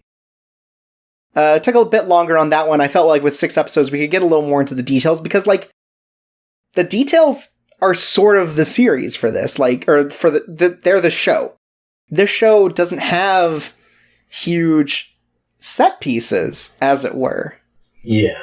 Like, it has 2 big moments, But just paring it down to sort of the build-up and release of those things doesn't give way to, I think, what's the most important part of this series, which is the characterization and how all of these characters grow and develop, and their opinions about everything changes as it goes. And they learn about these different people and these characters. Yeah, it's definitely also, I mean, for this, I know you didn't end up watching the original animated series or movie trilogy or anything, but this is one that really doesn't concern itself too much with telling you about the world. It doesn't build the world in any real significant way, because you get the sense that there are probably Special Forces teams and Secret Federation prototypes happening all the time. Like, I think with all the side material, there's probably like 5 to 6 Gundams active simultaneously during the 1 year war. God. It gets kind of out of control. Especially the side story where there's a unit with 2 Gundams in it. Wait, what? Yeah, I think it's just 2 Gundams, and maybe some other extra mobile suits, but yeah, it's Space to the End of a Flash, and it's in a game that's called like the Thoroughbred story mode, because that's the name of the ship. But it's absurd. It's like, here's the Gundam with a giant Gatling gun, and here's the other one with a giant beam cannon. Great. But it's a very small, personal story, and I guess that's a little bit of War in the Pocket. It's this very tiny, contained story about the people of the war instead of the war itself. Yeah, and one of the eye catches has, a sort of different, it's sort of a play on the term War in the Pocket, but it shows like a pocket overstuffed with like toy bombs and stuff like that, because they all have toys of these mobile suits. And it's kind of weird to think of on one hand, because most people experience Gundam through the lens of the people fighting the war. It's those horrible thing. How could they possibly make toys of it? But then this reflected, it just sort of referenced the very real phenomenon of people buying like model F-16s and stuff. Like, these are things that are used in war to kill people. Yeah, and like army men and stuff. It just happens that the anime ones are cooler than the ones in real life. So it's even a bigger issue, maybe. But yeah, this is a lot more about who the war affects more than what the war is about. And in a wider sense, that a war can get so big that it can almost be about nothing to the soldiers who are fighting it. Right, and it is for a lot of these people. Yeah. But we also get to see the other perspective with like Steiner and stuff, who like, they know that the war is going to hell, but they have a mission to do, and they have a loyalty to Zeon to do it. Yeah. They know they're going to die, but like, they're going to go out swinging. That's what they were made to do. Yeah, for a lot of them, they don't really imagine life past the war. Yeah, like they seem pretty prepared to die. They don't even see like past this mission. But yeah, it's a very interesting series. I think it's time for us to maybe talk about the bigger themes that we saw. So the first one is one that, I guess it's sort of the ultimate discussion of this show, and that is there a right in this conflict? Because that's what it comes down to. Like, everyone thinks that they're right. The Zeons are trying to create their own life outside of Earth. Earth is trying to stop them because they've got these weapons that are going to be able to take down Earth. And in this tiny, tiny battle, Al thinks it's right to work with the coolest guy, and, everyone else has their own mission and goal to go with. Is anyone wrong in this? Yeah. It expands outwards from the original series, too, because while the Zeon have a pretty justified view of wanting independence, they sort of make it... They definitively push over... if you're on the fence, like, they push over your viewpoint by having the leader of the Zeon, Jiren, pretty much be Space Hitler. To the point that his own father directly compares him to Hitler in the show. And, yeah, the whole thing becomes... Because new types are seen as a sort of hope for the future, these people with improved empathy and perception, greater perception. But once Giran talks about them, in private conversations he says they're convenient as a concept to discuss, but the way he talks about them are like the Ubermensch, the superior race. Mm-hmm.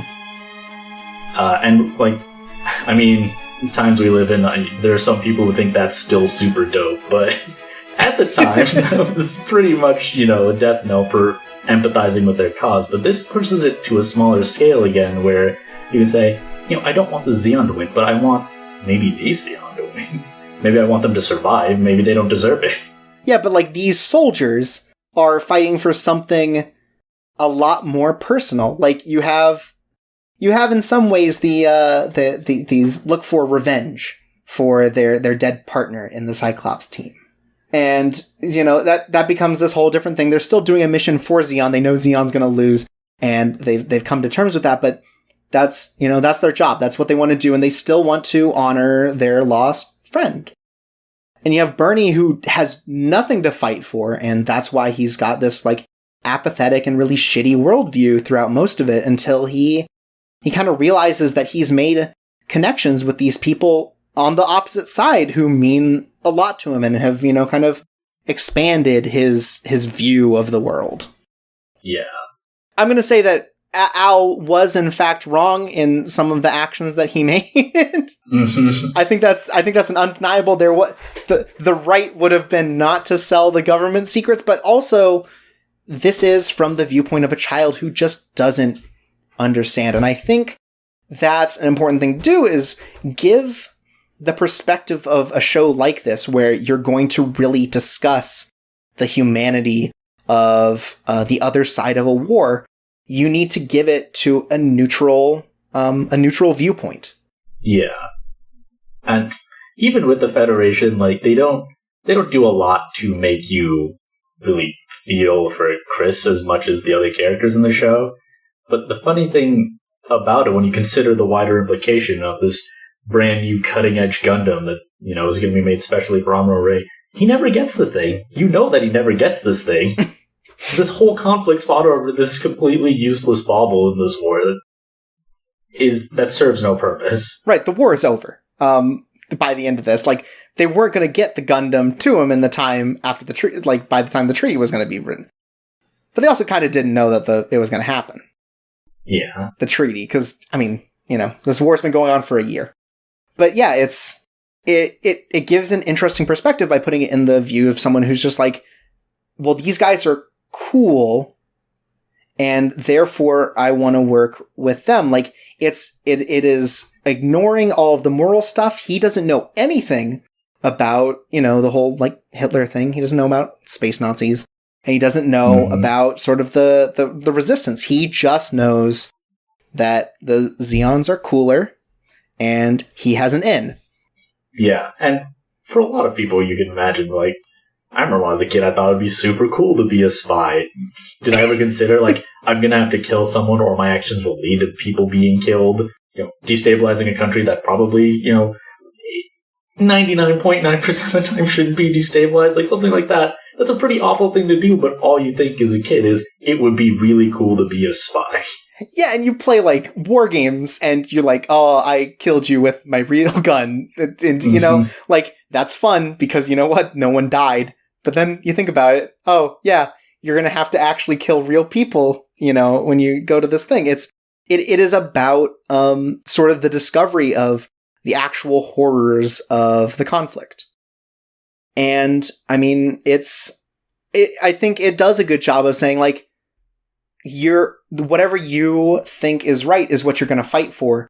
And that doesn't necessarily mean that you're wrong. It means that you hold a different set of core values. I mean, like, yes, we can say that the things that, like, Kieran did are wrong in the way that he went about them, but, like, the mission itself is not necessarily incorrect. Like, their goal of independence is not something that is, like, inherently bad. Yeah, I mean, the fact that the Earth government's rule is unjust is honestly the main driving plot point of Zeta Gundam, where the villains are an extension of the Federation. And, like, I think, as far as I understand, this is, like, the first time that that's really been explored, is, like, hey, you know, maybe the Zeon aren't so wrong. Yeah. And again, on that personal level, they just... You kind of... It's easy to sort of cheer on the cool mobile suit battles where a ton of guys get, you know, blown up really hardcore. And it's like, yeah, that looked awesome, but, you know... Bernie is a rookie. Like, he could be any one of those pilots. They could be just as sympathetic and as full of a person. Right.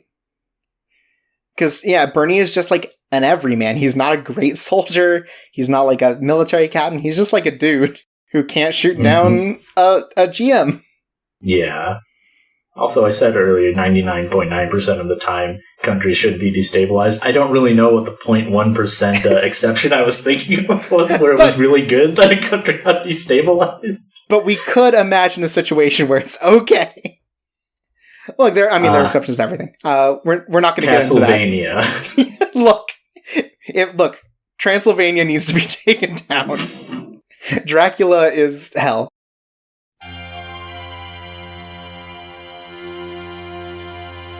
But you brought up an interesting thing about how cool the fights are, and it brings me into something I want to talk about, which is the final fight between Chris and Bernie.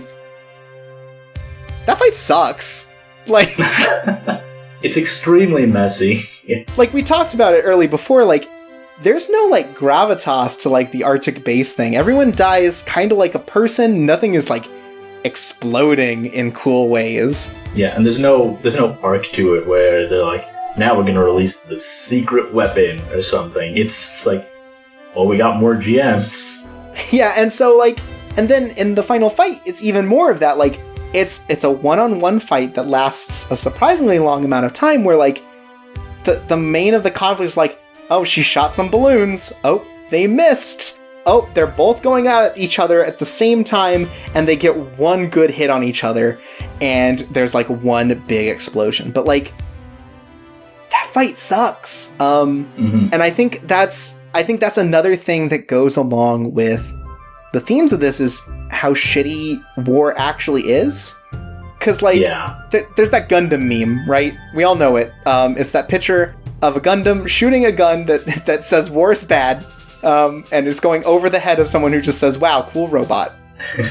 But, like, that's sort of, like, I get that, because the thing is, they glorify the battle, because that's what battle shows do.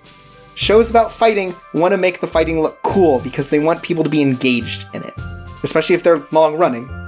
Yeah, I can't remember who this quote is from, but it was saying there can't be an anti-war piece of entertainment media, because war is just going to look kind of cool when it's not really happening. Right, and you know what? This makes Gundam look like shit. Like, there's nothing cool about that fight, really. It's cool, the dynamics that go into it, but, like, the fight itself is, like, kind of plotting and disappointing. And I think that plays better into... I mean, Gundam and the whole thing is about how war is bad. But this is, like, a show that really plays into just making war look shitty. Because, like, the battles aren't exciting and dynamic. The robots aren't doing cool things. They're doing very basic things. And it's, you know, just kind of miserable to watch. Yeah. When Mikhail is also, like, causing havoc in the colony, most of the Federation suits, he just, like, blasts out of the sky. They don't get a chance. Some of them don't see him, and he just hits these, like, you know, completely still mobile suits. Right. It's a bad time, and, like, there's just nothing... There are, like, a couple satisfying bits, but overall, it's just about, like, hey, war sucks, a lot of bad things happen, and I think it is a strong contender for, like, Gundam's actual anti-war messages, and maybe that's because it takes the reins away from Tomino, who wants to tell the new types kind of story, and makes it a lot more personal. It's like, here you're invested in the two people who fight, you know? Yeah. And you don't want either to lose. Yeah. The new type plotline, I mean, it's culminated in the movie Char's Counterattack. That was in 1988. And that one, it sort of closes the book on the conflict that's been present since the 0079, since the original Gundam. And it sort of leaves the door open to say, will this event be like the great new type awakening, the one that will finally fulfill the promise of new types as people who can understand each other so fully in a single moment that there will be peace. I mean, that doesn't end up being true, but the interesting thing is that gets played as an important plot point in Gundam Unicorn, which is set even after that. Mm-hmm. And that's I think, right behind 0080 as a series that tries to push the anti-war message as much as it can, to the point where, like, the final battle's kind of a bummer. Mm-hmm. But yeah, it took that much time, really, and Unicorn's one of the newer OVAs, to really address the idea of the Zeon being right, and, you know, all sides of the war having people who you can empathize with. Right, both sides being valid and having a group of people there that are very clearly just in their own way. Yeah. I mean, aside from, well, that does sort of undercut, because there's another OVA, 8th MS Team, which follows two pilots, and in that case, the Federation pilot and the Zeon pilot fall in love, but they continue to be on the opposite sides of the war, and it does show them wanting to, you know, not have this conflict carry on. But it's a smaller scale story like this one. And it takes place, I think, a bit before this does, right? Yeah, it's still in the thick of the 1 year war, and it's much more focused on, like, a ground war. So this one, like, deglamorizes war by just showing it as very messy and lacking in glory, you know, being very, like, very cold. Whereas 8th MS Team deglamorizes it by showing it as dirty and rough and tiring. Mm-hmm.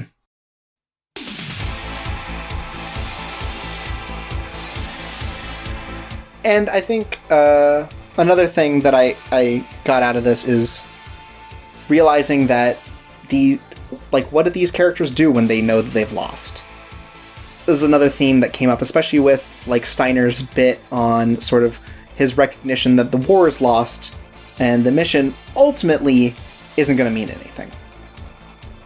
Like, if they succeed in the mission, war's still over. They're still lost. Ultimately, it's going to go through. But why do they still go through it? What do you do when you know that there's nothing left? Because they're also ready to die. They know that they've been sent here basically to die. And why would they continue to do their job? And I guess that's thinking about sort of the loyalty to a people at that point. Yeah, and it plays into people sort of living into a role they set up for themselves. So Chris doesn't see herself as just a soldier. She sees herself as someone who has to protect the people closest to her. Whereas Bernie doesn't have anyone to protect. Like, all his teammates are much more capable of protecting themselves than he is of protecting them. But in the end, that makes it, he has to decide what his role is. Yeah, and ultimately his role is he wants to protect others, and that happens to be the people he met on this colony in sort of an accident. Yeah. And for Al, too, at his young age, he's not a soldier. He has his whole life ahead of him. And this sort of defines what it's like to go down a certain road.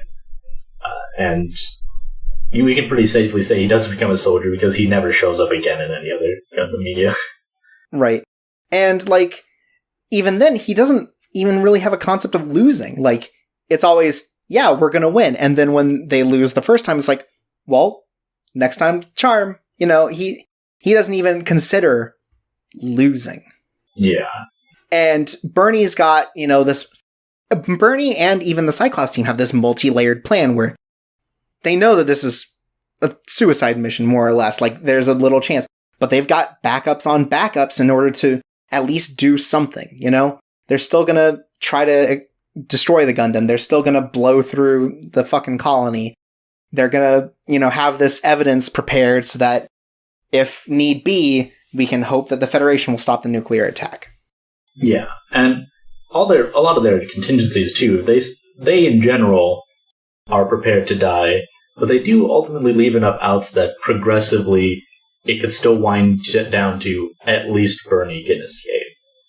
Because for as much as they drill down on him, like, he's a fellow soldier, and by the end, they care enough to say, one of us should survive, and he counts to be one of us.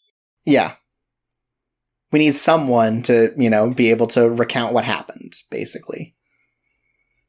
And it's, it's definitely a story of fighting a losing battle, and the recognition of that. Like, the whole thing is about a losing battle. Because I'm sure, even as they're going into this Arctic base, they know that things aren't going their way. Yeah. But they're still living it up. They're still fighting like they always would. They're putting their all into it. And that's kind of, even though they've lost, they have to put 100% in, or they're not living up to their potential, and they're, kind of humiliating their people. Like, this, gonna make the Zeons look weaker if they don't go balls to the wall on everything they do when it's important. And even down to individual moments, like when people are critically wounded, it's all about, like, Steiner thinks it's important to Bernie to reiterate it, like, to be real with him, and to be, like, honest with himself, instead of trying to live with a sort of comfortable lie. Right, and save face. And right down to even the last moment, like, we didn't really touch on it, but when the Zaku and the Alex are having their final showdown, you see, like, parts of the cockpit break, and, like, it wounds Chris's arm, but it looks like Bernie loses one of his eyes. Like, it doesn't appear to, like, go up, but it looks like it's pretty much done for, and his other one seems barely useful. Like, even if he wins, he's already, like, paid a price physically. Right, like, he's basically going to be discharged. Yeah. Also, the way he gets taken out, it's not exactly the same, but it is somewhat reminiscent of the first two mobile suits that you ever see get killed in Gundam. One Zaku gets hit, and its reactor goes off and it explodes.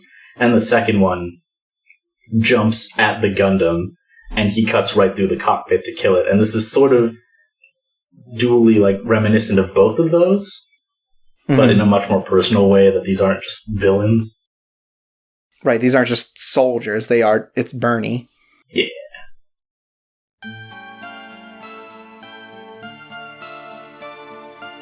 And then further from that, it's a story about having to move on. And these characters deal with it in a number of different ways. Because, the Cyclops team has to move on from the fact that they lost this mission and someone ended up dying from it. Bernie has to move on after his team dies. Chris has to move on after she's treated like a traitor and ultimately gets sent back to Earth. Al has to deal with, well, kind of everything. He's kind of got, his hand is in a lot of pies. He did a lot of work in all of these sorts of things. Mm-hmm. And it's all different ways of treating these people. Like, the Cyclops team is going not only for their fallen friend. Like, they have to move on and do their job, but they do their job partially in memory of what they've done, continuing, like, they do the mission. They're still soldiers. They're still gonna do the soldier things that they do. Yeah. And Bernie ends up feeling the same way when all of his friends die, as ultimately he gets back in that cockpit. He knows that he's a soldier. He has to fight. This is what he was put here to do. Yeah, and the thing is, with the way they experience loss, it doesn't have a very long tail to it, because immediately, like, first episode, member of the Cyclops team dies, gets replaced immediately.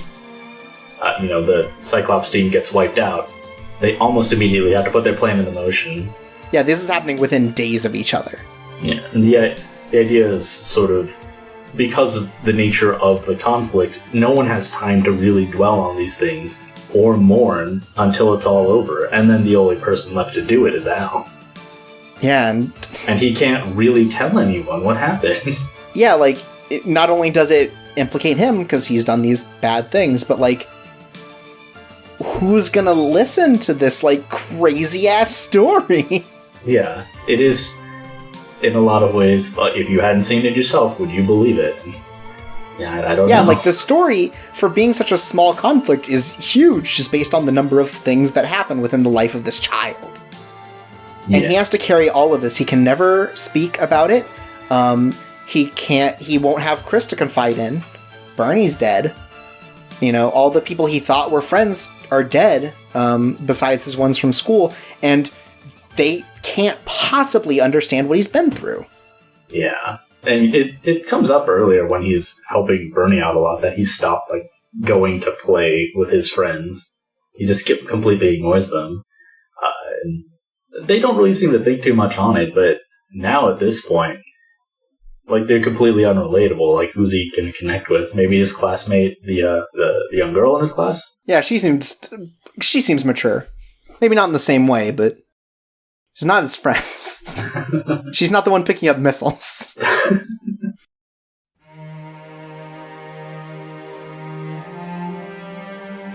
And then, I guess, in part of that, we have the filtered perception of war. And I guess we can attach that to what the war is like for those who aren't special.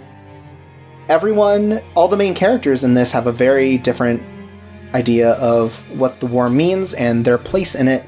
And especially for those on the ground, it means kind of nothing. Like, their lives aren't affected by it. They're not sending soldiers there. They're not doing much of anything except for sending resources, like, you know, like you're going to do anyways. Yeah. I thought it was kind of interesting, too, that the new type theory is something that's kind of floated out there, but it's much more for academics and people studying that type of thing specifically in that time period to consider. Mm-hmm. Whereas when Chris finishes her test run of the Gundam, and they're talking about, you know, the kind of performance levels it would unlock, they just say it would take a real freak to use this full power. Like, the new types, this cosmically important future of the evolution of mankind is boiled down to these people just be some kind of piloting freak. And it's kind of funny, it's because they are not special. Yeah, like, wow, some kind of crazy, like, I think they kind of know about new types, but they don't know new types. Yeah, the whole idea is just, we're building something to this impossible human specification, and it's a war machine. Mm-hmm. So it's for someone who's very good at killing things. Right, a real freak, a real sicko, a real nut job. And, you know, so, you know, they don't have any perception of this. Like, no one connected to this really knows about new types. Like, I mean, they know they're working for them, but how many are there? There's like one right now? At least that's been, like, confirmed and in the in the wars and stuff. Like, so, yeah, as far as the Federation's concerned, and the Xeon soldiers, like, for however much Gihren talks about the new types and it's this sort of driving force for people living in space, Cyclops' team doesn't really talk about it. Bernie never talks about it. It has nothing to do with what they're fighting for. Like, they bring up new types, like, once in this entire series, and it's just, this robot's built for them. Yeah. Like, they're also disconnected from the combat field, because, again, they're on a neutral territory. They happen to be, you know, testing stuff there, but they may not have seen combat. And the weird thing is, Side 6's neutrality kind of puts them in a position of what the Xeon are talking about. Side 6 is, you know, sympathetic to the Federation on the whole, but, I mean, the detective was suspicious of Chris. They weren't entirely happy about the idea of this mobile suit battle happening at all, and aren't really happy with either side having it. Like, they sort of have what the Xeon want, and it seems pretty nice. They just don't have to worry about these bigger conflicts. Yeah, they're so disconnected, and, I mean, we see Al super disconnected from the conflict, but they're not much better. Like, the only thing they have above Al is this sort of moral superiority over Xeons. Mm-hmm. Al just is like, yep, the guys with the coolest weapons, they're the coolest. I like them. And has no concept of the morals. And, like, the other kids kind of don't either. Like, they listen to what their parents say, and the parents say, hey, Xeon's bad. But he's, you know, fighting against that. I mean, maybe on misguided terms, but he's fighting against that as a, hey, do you know Zeons? Like, have you talked to them? The ones I've talked to are really cool. I mean, he doesn't say that, but that's the idea. Yeah. And it's kind of funny because he's not wrong about it, but he almost then fails to consider it in the other direction until he realizes Chris is the Gundam pilot, and then, like, he's neutral, and then he's given a chance to take a sort of morally absolute stance, and that gets shattered. And, as a kid, like, he has this whole different perspective, because I think even when he sees that random kid dead, he kind of gets shook up by it, but it doesn't last. Like, the only reason he's really shaken up is because suddenly he knows the people in the conflict, and not only did someone he really know and appreciate die, someone else like that would have died too if things had gone right. Like, ultimately, there was no good side for him given the severity of the conflict going on. Yeah, and ultimately, the Zeon, like, their mission to initially destroy the Gundam is a net negative on the sort of wider morality of the war, because this is a weapon for the Federation, who have what, you've been trained to see as a just cause. But then by the end, like, the destruction of the Gundam feels like it's of paramount importance because everyone's lives are at risk. And then it jumps back again to being completely meaningless to destroy the Gundam. Now it doesn't even morally matter either way. And that sort of shifting goalpost of what the conflict means, that's real war. Mm-hmm. I mean, by the end, some kids still don't get it. Like, they've seen destruction all over, but they're still like, hey, check out my bullet casings. Like... Yeah, that's one of the... Like, with war media and stuff, it's something that's definitely come to the fore a lot more in newer media, is the sort of civilian cost. Mm-hmm. I mean, like Captain America Civil War is entirely about, like, collateral damage running out of control is a huge deal. But in this time, like, this perception of media, it's cool that buildings get knocked down during these battles. Right, like, that just shows that a battle happens. It's cool that these things are so powerful. The Gundam is cool because it's so powerful. And, like I said a little bit before, like, nothing really changes by the end. Al has changed, but the situation hasn't. Chris is going back to Earth. She doesn't know anything about it. She just knows that she stopped this small fight from happening. Like, his friends haven't changed. His friends still have the same perspective. And, like, ultimately, kind of, like, everything, it all kind of just returns to, the stability that was there at the start. There's, like, again, there's damage. And Al has certainly changed, but the world still continues on, and very little of life on, the colony has changed. Like, a lot of people don't understand even what happened on the colony. Yeah, a lot of kids are pretty bored by the speech about responsibility and the horrors of war and the sacrifices that were made during it. Like, they just want to, go have fun or do something else and not be in school. And it's kind of weird, because I can think of times like that. I mean, I was in middle school when 9/11 happened. Yep. And when I heard about it, I couldn't really comprehend it. Yeah. I knew it was bad. I wasn't nearly as far to the side that Al was, but, like, I can't really also be neutral to the United States as a middle schooler growing up in the United States. Like, and I can't really say, like, what did it mean to people who don't live in America to hear that happened? Right. I think in a lot of cases they would be worried in a similar way to the people on Side 6 where, this is going to be, the Federation's going to do something about this, or the Zeon's going to do something about this, and that's going to cause trouble for us. Yeah, it's very disconnected, and in a way that, being a kid, like, things that don't concern you, very disconnected. Like... Yeah, at the end of the day, you just say, well, glad that's not me. Yeah, like, you sort of get it, but you don't get it. You're a dumb idiot kid. And Al has matured because he has very much seen and dealt with the consequences. Yeah, we can't really say, glad it's not me.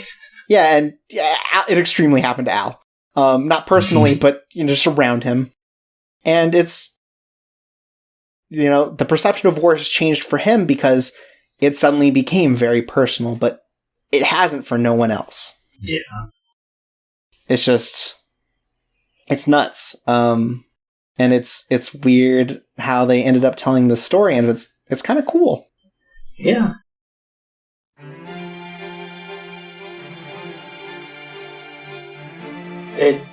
It definitely had an impact on future Gundam stories. Like I mentioned, 8th MS Team, Gundam Unicorn.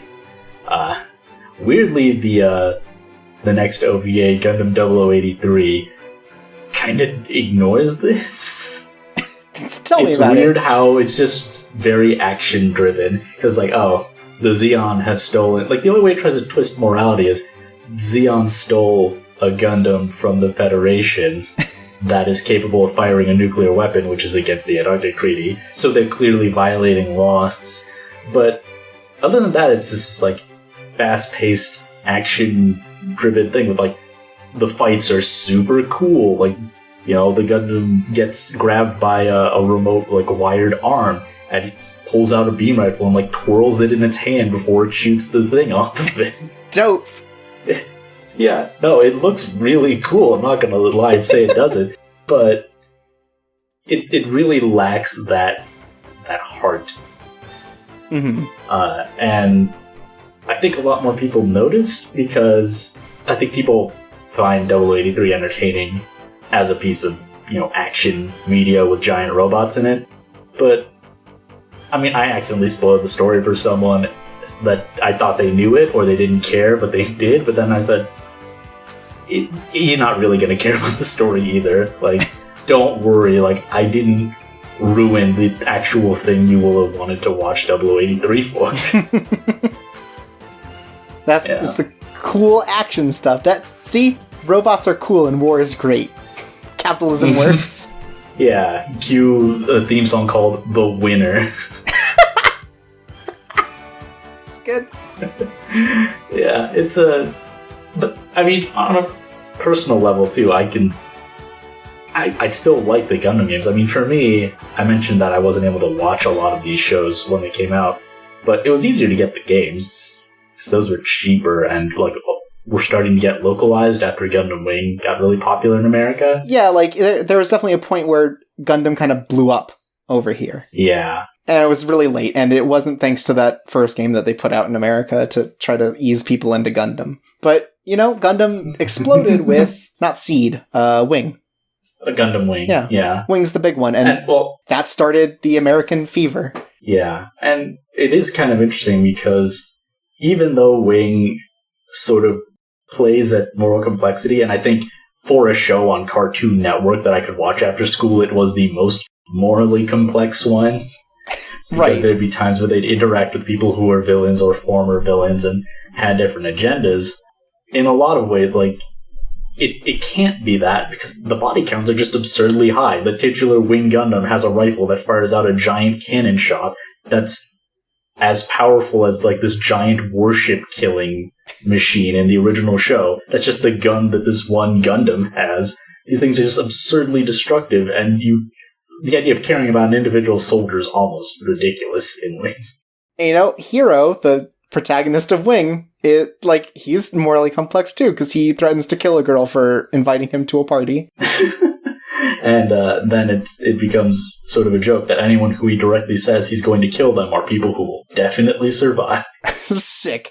But yeah, I actually thought about, in a similar way to 0083, the one Gundam I really watched, that's because it's short and about jazz, two of my favorite things, is Mobile Suit Gundam Thunderbolt, which takes place more or less at the same time as 0080 does. It takes place kind of at the tail end of the war between these two. And it's actually a kind of interesting sort of like complete opposite of 0080 because it's taking place in this zone where colonies are destroyed and there's just like horrible electrical currents going through the space that damage people. Like, it is the most inhospitable place, but these two armies that are like very clearly at wit's end and are sort of like the reserves of the reserves at some point are fighting against each other. The rejects, pretty much. Yeah, like one of the armies is literally just where the, like, amputees go, and they, like, do sniping stuff because they can't move around as well, and they don't have quite as good mobility. And it's, like, it's so weird to see it as, like, it's taking place at the exact same time, but it's about how just, like, it is about how destructive war is, because it shows these people who are, like, messed up emotionally and physically and just hate each other. Just absolutely hate the shit out of each other and everything that everyone does on both sides. And it's just a race to the bottom. But instead of taking that kind of, like, war is bad thing and, like, really playing into it, instead it gives the highlights to two characters. One who is suddenly given basically prosthetics in the Gundam that allow him to move better than he ever moved before, and suddenly he has this incredible bloodlust, and also this dude who just wants to kill things to feel alive because he's so jaded, and you, like, listen to jazz. And it's just like, you give it to these two characters that could be very sympathetic because of their situations, but by the end they're just like, yeah, we're soldiers and we fucking love killing people. That is what we do. That is what the war is about. And we will be doing it forever because the two sides here are so opposed to each other in every way. And it's like, takes this real, like, yeah, no, Gundams are cool. We're going to fight forever and you'll get to see all the cool Gundams.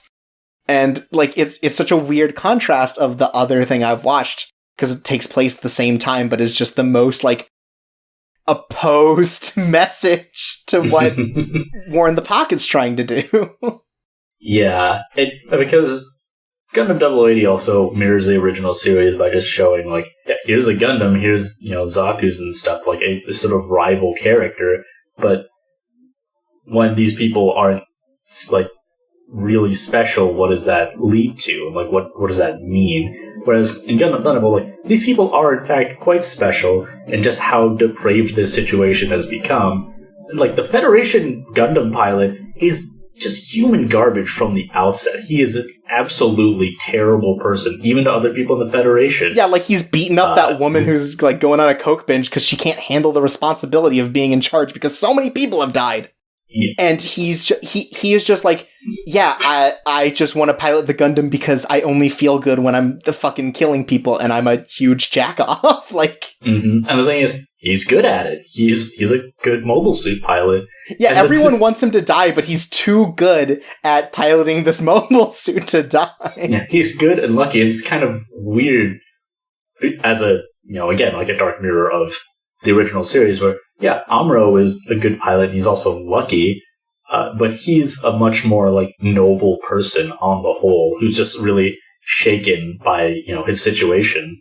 And then here's this guy, like, if Amuro was a terrible person, what would anyone really do? Like, he does some stuff that's kind of dick moves, but it's because he's a teen. But, like, who's really emotionally disturbed by the war. Like, what if he was just a really good pilot, but a terrible person? Like, in this war, it doesn't really matter how nice you are. Yeah, and, I mean, Thunderbolt has that in the other character, too, who's, like, he is more sympathetic, he's going through a lot more, but by the end, it's just like he has this huge bloodlust for killing this dude who killed his friends, and he just revels in the mobility, and it's like an ecstasy to kill people, and that's what both of them are about, is, like, the way that they, like, deal with the horrors of war is that they keep doing war things. Yeah, and with Gundam 0080, like, they're the opposite. They're both good people. They're both really good people, and only bad things happen to them. Right, and also they suck at piloting the mobile suits. Yeah, though now we talked about this earlier, but not on the podcast. But, there's a lot of Gundam media that tries to portray... Some stuff portrays Bernie as, like, not a great pilot, which is true. It's not. But some other stuff, because he did all this damage to a Gundam and a damaged Saku, tries to play him up as, like, this ultimate badass. Like, there's a Gundam game on the GameCube where, like, pilots can level up and stuff, and, like, max level Chris is as good as lowest level Bernie. Jesus! Who then becomes this, like, god if you max level out, and there's games with, like, what-if scenarios where Bernie lives and has huge stats and can do 3 times as much damage in a Zaku as other people can do in, like, the Wing Gundam. It's ridiculous, and, like, because my experience with these characters was first through these games, like, that degree to how much that really wasn't true, but sort of became a fan truth, was what I thought of with these series. And then I see it myself. Like, 8th MS Team's another one where, the main character has this rivalry with this better pilot, and he's, very tactically minded and good. And, like, there are a lot of episodes that have that, but his final showdown with his rival character is kind of slapsticky and farcical. Like, he just, like, his arm gets cut off and he starts, like, slapping the other guy with it. And it's only really, like, kind of through luck in his team that he wins. And it was just so weird to see that for myself, finally. That's why I wanted to watch 0080, actually, is, what is the reality of this separated from years of fan reaction and, like, reverence, to the initial version, and then sort of the fan roll-off that can happen with a lot of media where they start making in-jokey stuff about it and it's not too soon or whatever. Mm-hmm. Like, I think there are times where people take pictures of Bernie eating a hamburger and, make all sorts of jokes with his eventual fate. Right, sure. Ugh.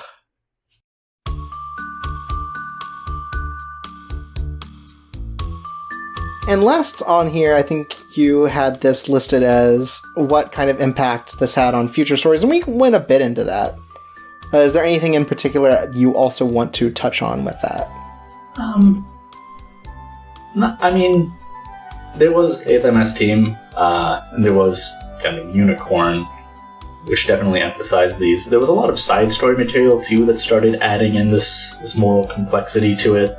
Like, there's an immediate follower to Char's counterattack called Hathaway's Flash that played with this idea of, like, someone being on your side or against you, and it being a very tenuous thing. But ultimately, I think that's much more... I think 0080 also made the original series, like, it sort of emphasized that retroactively. Because the original show has sympathetic Zeon characters in it, but it feels like it's part of the show. Mm-hmm. Part of the spectacle and, like, good storytelling, that you wouldn't have one-dimensional villains. Okay. And I think that, Gundam The Origin, which is a sort of more grounded retelling of the original series, and there's some animated movies that spin off and discuss some other parts of characters' histories that aren't really touched on. Those also delve much more into that morality, because it's sort of opened the gates to that kind of thing. And there is extended material for 0083, which is that ridiculous action story, but backstories for some of the characters on that shows paint them in a much more sympathetic light. Like, there's a character who posthumously decide that, no, maybe they're okay.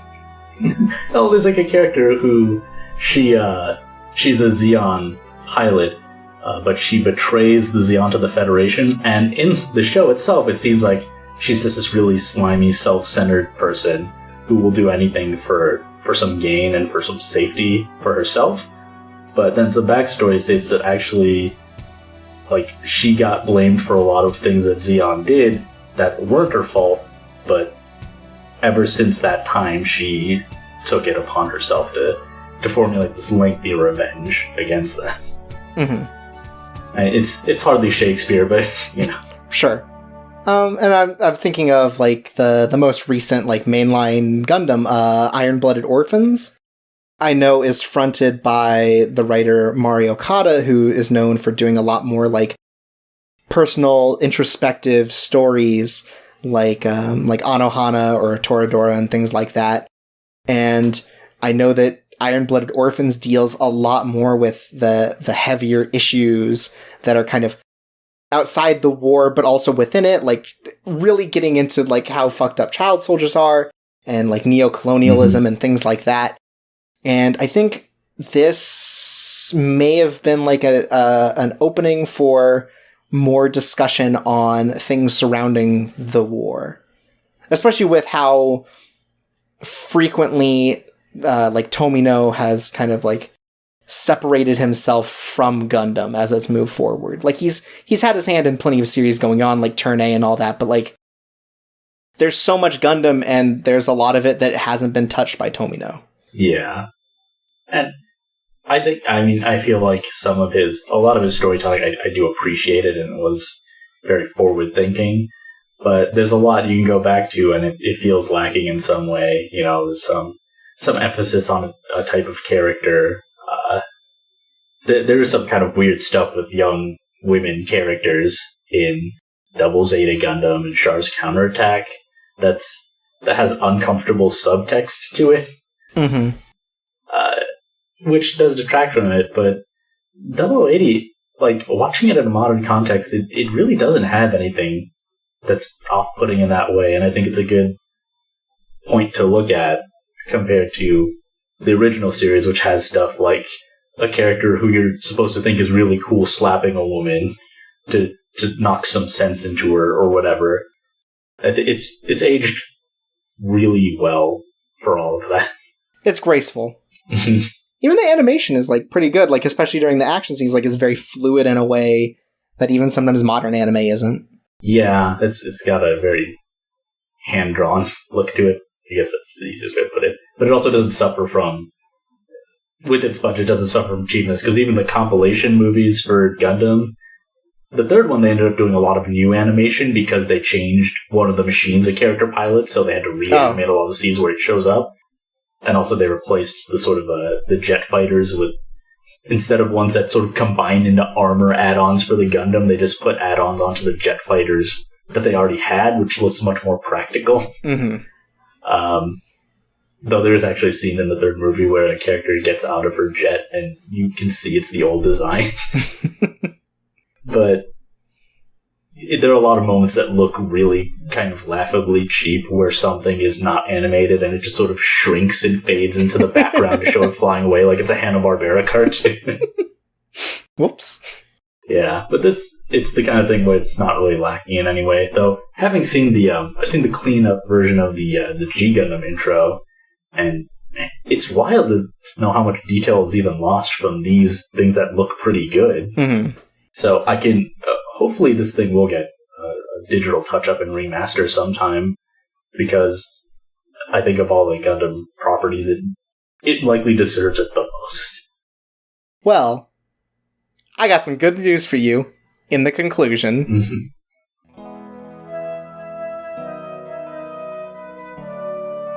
Before we get to that, though, I kind of want to discuss what it, like, we've talked about it in general, but like ultimate impressions of 0080 as a product. I mean, positive, negative, where you're like kind of like disappointments, anything really personal that touched you. I mean, I'd say it's a story that's sort of, you can tell it's a good story where you know the outcome, but seeing it unfold in detail can still have an effect on you. Like, when I finished the final episode, like, I knew Birdie was going to die for nothing, but it still sort of hit me, and I still kind of felt like I needed to take a second. Yeah, because you don't want any of those characters to lose. It does a really good job of presenting all of the major players as, in some way, sympathetic. Yeah, except Colonel Killing. Well, look, he's so unimportant that he dies off screen. Look, well, I think he was still on the base. He just sent out Von Helsing, and that guy got arrested. But it's so unglamorous to just have this like it's so weird to set up these super evil characters, and then it's just, oh, they got arrested. Yeah, exactly. Because there is some media I'd seen where, like, and it did kind of influence how I remember the show playing out, where the nuke is a present threat. Mm-hmm. But, the actions of Bernie are now worthwhile and heroic, and in some cases, he'll be shown to survive. Right. And, like, obviously, I wasn't, off course enough to think that didn't happen, but mm-hmm. It does sort of add up, because even if the nuke was a threat, like, his battle is tragic because of the characters involved. So that it has these layers to it where something bad becomes something worse is much more interesting than it was the difference between being a good thing and a bad thing outright. Mm-hmm. And that's something I appreciated more upon watching it, as opposed to just sort of hearing about it. Yeah, and I think for me, like, again, not someone who's like super into Gundam, but definitely watched like the most hoorah, like presenting war as cool narrative. This is a very like cool contrast of just what Gundam could do to make itself more sympathetic and really treat its anti-war message a lot stronger than just like, here's some cool robots killing each other, oh wait, no, the war's over kind of thing. Like there's a gravitas to it because they make the actual conflict so small, so human, so relatable, of sort of like this, finding sort of the desire to, or finding the drive to fight and finding the thing that you believe in. It does a really good job of that. And even if I'm like frustrated by the existence of like Al's lack of awareness, like it plays into the grander narrative. It still ends up meaning something, even if I'm frustrated with every third thing he says. Like Al still is a good proxy for the audience, because I think a lot of audience up to that probably came into 0080 going, oh, cool robots, and maybe come out like looking a little more at the messages. And from what I understand, this story also appealed a lot to non-fans, because it wasn't about the new types. It was something a lot smaller. It was a digestible, smaller story. Yeah, because as I mentioned earlier, like the colonies being O'Neill cylinders and having a sort of scientific explanation for them feels very Star Trek. And then the new type stuff feels very Star Wars. And Gundam's kind of both in Japan. Mm-hmm. Obviously, with those cultural forces exist there as well, but this is like for their own product. Right. I mean, they're going to attach, I think, greater to content that comes from them. Yeah. And so for them, like this media, this franchise that has this national recognition, they know enough about it to think like, oh, cool. Like, there's lots of people I know now who don't know a thing about Gundam, but have gotten really into the modeling kits. It's just like an exercise in craft with mechanical designs they like. So it has that kind of effect of being a big cultural product that everyone's aware of. But you can come into this and have those expectations for, oh, it's a cool model kit action show, and you will understand that it is a subversion. Mm-hmm. Just not as much as if you come in watching the other shows.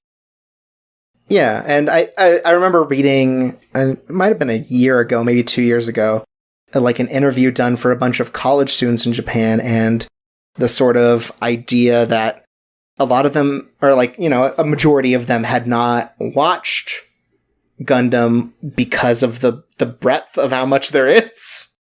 Like, it's intimidating. It's a lot. And I think, there is something to stories like this that are quick and simple. Like a lot of the other ones are really long. They're 50 episodes. They're 100 episodes.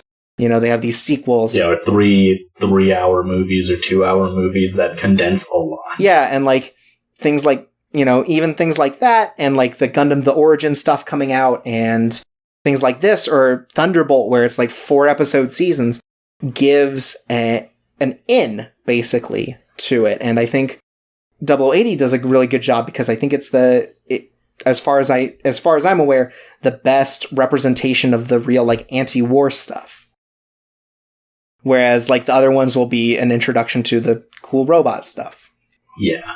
And I will say, that cool robot thing, there's actually, speaking of memes, there's that expanding brain one, and the lowest level brain is wow cool robot, and then the like exploding galaxy mind level one is wow cool. And the thing is, yeah, I remember seeing that. Yeah. It does also reflect kind of how I've come around to this kind of thing in real life with like war, with machines of war. Because remember, when I was young, it's like, oh, jet fighters, these things are awesome. And I go to the Air and Water Show and be like, yeah, oh man, that's an F-22. It's the cutting edge stealth fighter jet, which isn't even true. It's a piece of shit, like cracks in the ring. But the fantasy, like, oh, stealth fighter jet. And then I got older to the point of like, this is billions of dollars of tax money that could be used to feed the poor, or fix roads, improve infrastructure. all these other things. And I started getting a real distaste for all that stuff. Mm-hmm. And now at this point, we're like, it's not the fighter jets themselves that I really take issue with as like pieces of engineering or something, or what they're capable of. It's, it's the real costs they have. But I can still think, if I'm playing Ace Combat or something, and it's like, oh, sweet, the F-22 stealth fighter jet. This thing's awesome. It's like, I can be happy that it's in a game, but also upset at the reality of like the billions of dollars it takes away from other things in my life. And come around to, this thing shouldn't be real, but it's cool in a video game that's not real either. Yeah, like there's the sort of disconnect where you can take issue with the thing in it, but also recognize it as a piece of media and respect other things about it. Yeah. And that's a disconnect that I think happens a lot with like villain characters in particular. Is like you see people taking these huge sides where like this villain is very bad, and also this villain is a perfect sweetheart who has never done anything wrong and is justified in all actions. Mm-hmm. And that this is, I think, just a larger thing of fandom as a whole is losing that middle, where you recognize that characters are inherently flawed and allow them to sometimes be bad. Yeah, and if a villain is interesting, that's not just because the writer wants you to like them or think they're cool or justified. It's because that's good storytelling, that the villain is interesting. And ultimately, at the end, you can say that someone is interesting in the way they go about their actions, but their actions themselves can still be, deplorable and cruel, and ultimately something you want stopped. Mm-hmm. Yeah, that's a thing that there is a nuance there, and it's important to see sort of like the good and bad parts of it. Like, Gundam really is more about cool robots than it is about anti-war.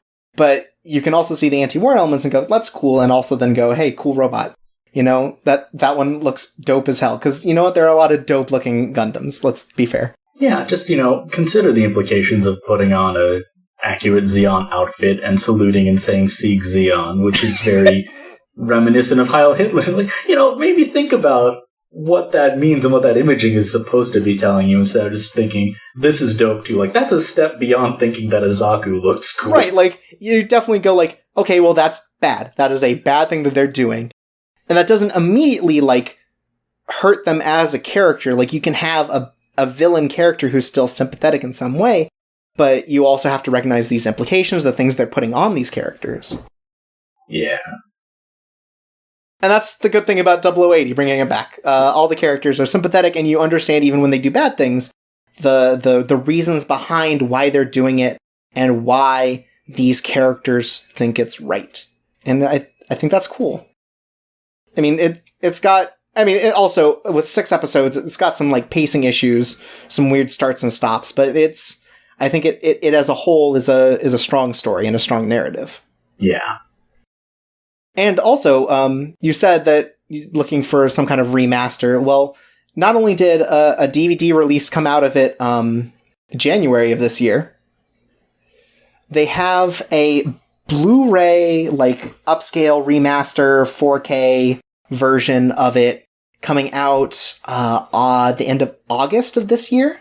Oh. So they are looking to release sort of these, this bigger version of it to really update. And I think that's been happening a lot with older series in general that they have the masters for, is being able to kind of, up-res and give this quality fidelity to these series that couldn't have it just because of the technology at the time. Yeah. With Gundam, it had its big explosion on Toonami in the early 2000s.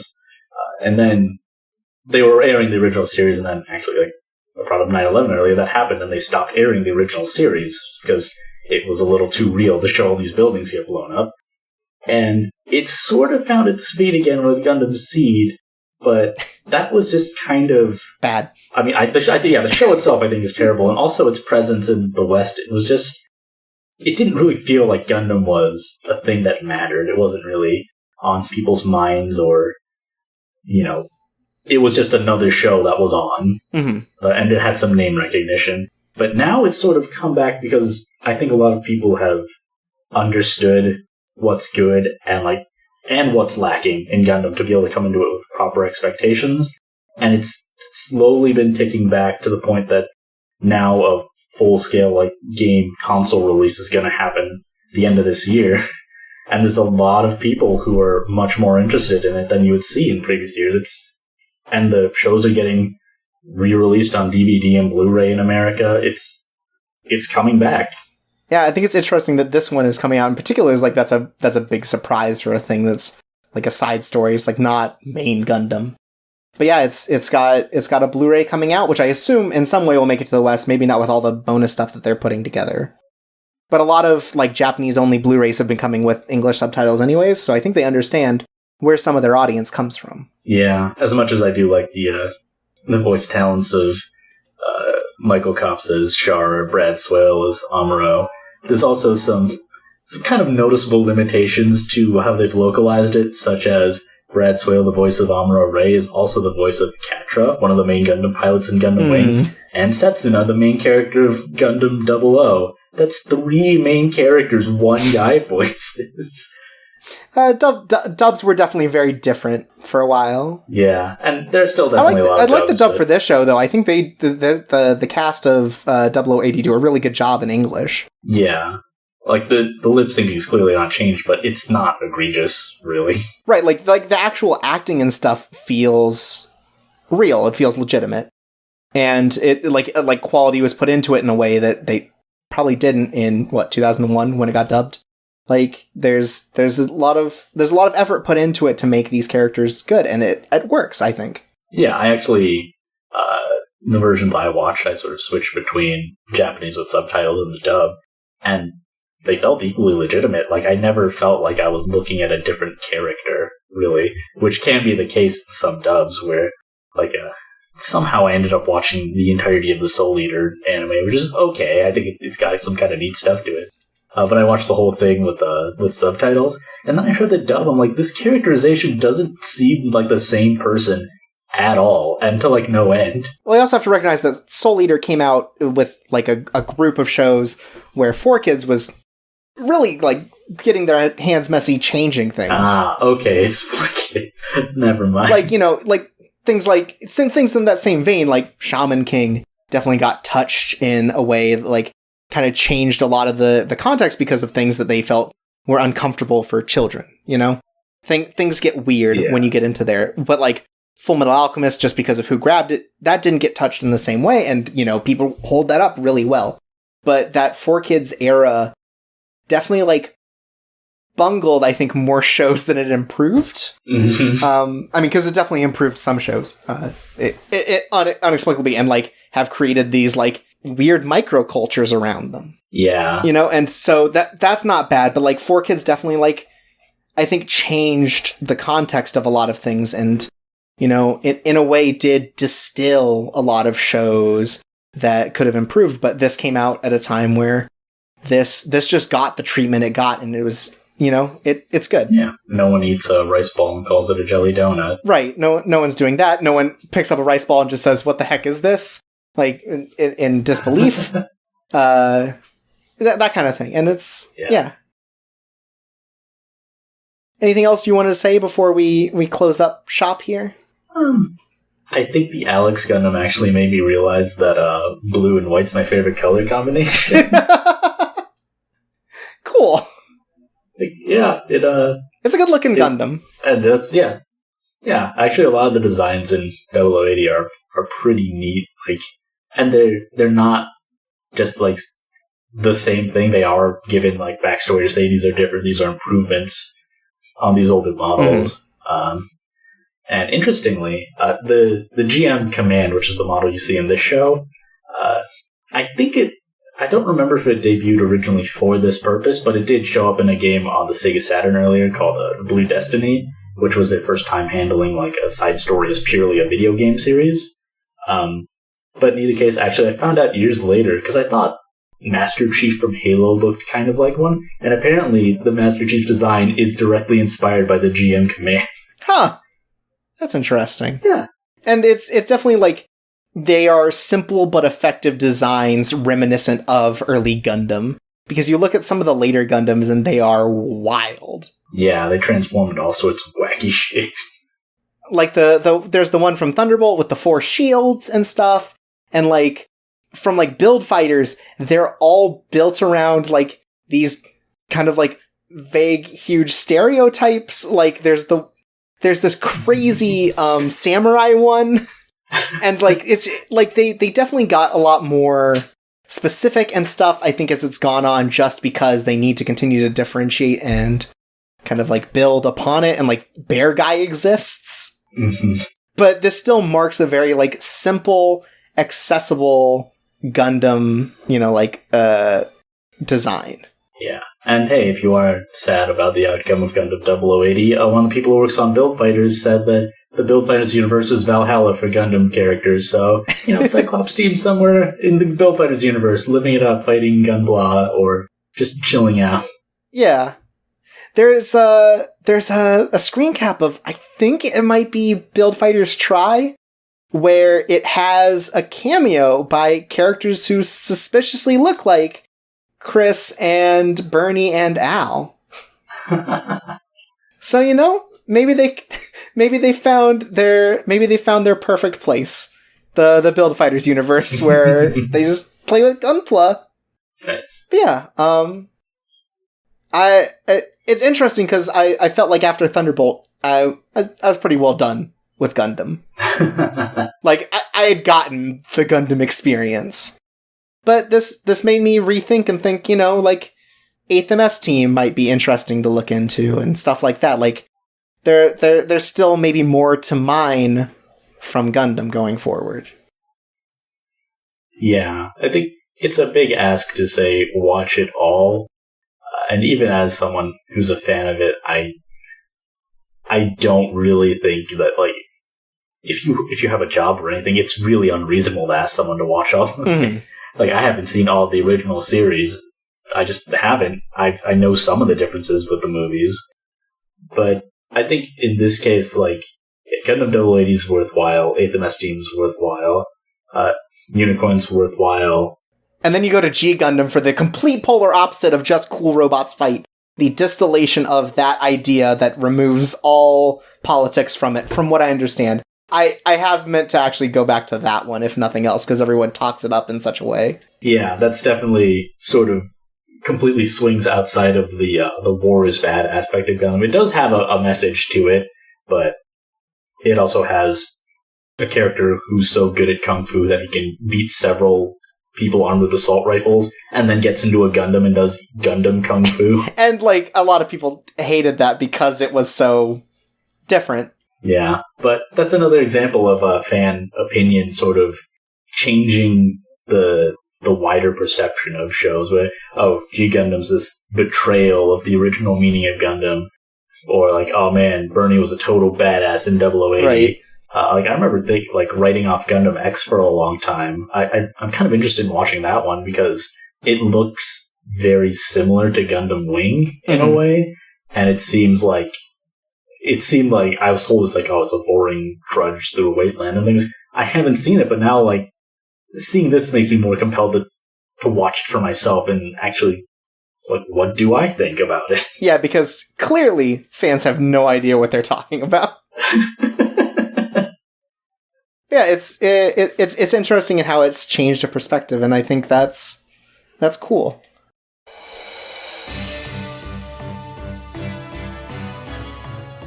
But I think we're hitting a good point to stop. It was a pleasure to have you on the show, Sid. Yeah, it's glad to be on here. To talk about this show that otherwise I don't think I would have really given a chance.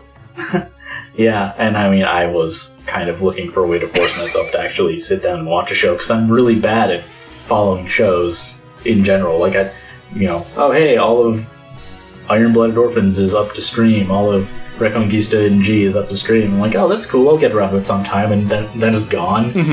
By the next time I've even considered watching it and wasn't going to watch it anyway. It's nice that even though, like, Gundam.info, like, switches them out, Crunchyroll has been getting a lot of streaming rights for them, which is a nice way to be able to kind of pick and choose a lot of Gundam stuff to be able to access. Like, there are definitely, like, ways to see Gundam at this point. Though that wasn't true for a while, so I get it.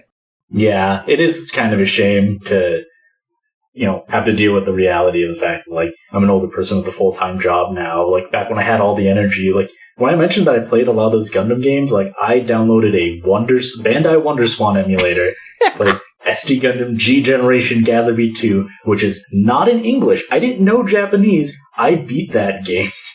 I beat, the majority of that game except the stuff that you can only unlock with, a special Japanese cell phone service.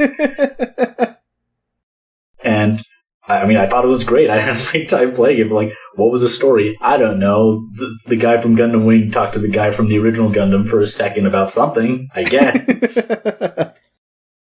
But, and also I was constantly grounded.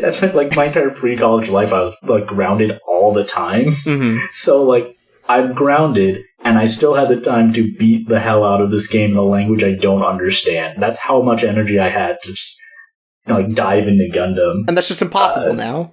Yeah. Yeah, but, so it's good to have some kind of structure to drive me to watch it, and I'm glad I did, and I hope that other people who may have not given the other shows a shot can at least give 0080 a shot. Yeah, because it is separated from Gundam in a way that makes it a lot easier to jump in. You don't have to know, the 10 years of lore going up to it. You might just have to Google what a new type is, like I did. Yeah, again, thanks for being on the show. Where can people find you on the internet? You can find me on Twitter at BeamSplashX. There's also the podcast I mentioned, We Thought About Games, which is at ThoughtABT Games. You might notice that the episode release schedule is pretty erratic because the first two I did while I was unemployed, so it was super easy to get them done. And then once I tried to figure out the sort of schedule of trying to fit a podcast into having a full-time job was pretty difficult. Mm-hmm. I know when I was set to record the third episode, my hard drive died while I was still unemployed, so I couldn't replace it. The episodes are pretty lengthy, but the way we approach it is that it's a game that we have a fondness for and that we've played anyway. We don't play whoever I have on. It's a rotating panel of guests. They're not people who played the game on assignment because they had to. It's all people who have some kind of fond memory of it, because I think that's a different approach to how you would look at something. Instead of, I gotta beat this in time to record it for the show, it's, I remember playing this and I took my time with it and I had this experience with it. Mm-hmm. So it's kind of the inverse of how I approached this show. Yeah, thank you for being on here, though, and it's cool, We need different perspectives everywhere. Not everyone can have a Games Club podcast. Yeah. Well, also, I write music, but, I guess should be known to the people of the show because I wrote this opening and 2 others, I believe. Yeah. Yeah, so it's 3 openings deep, so yeah.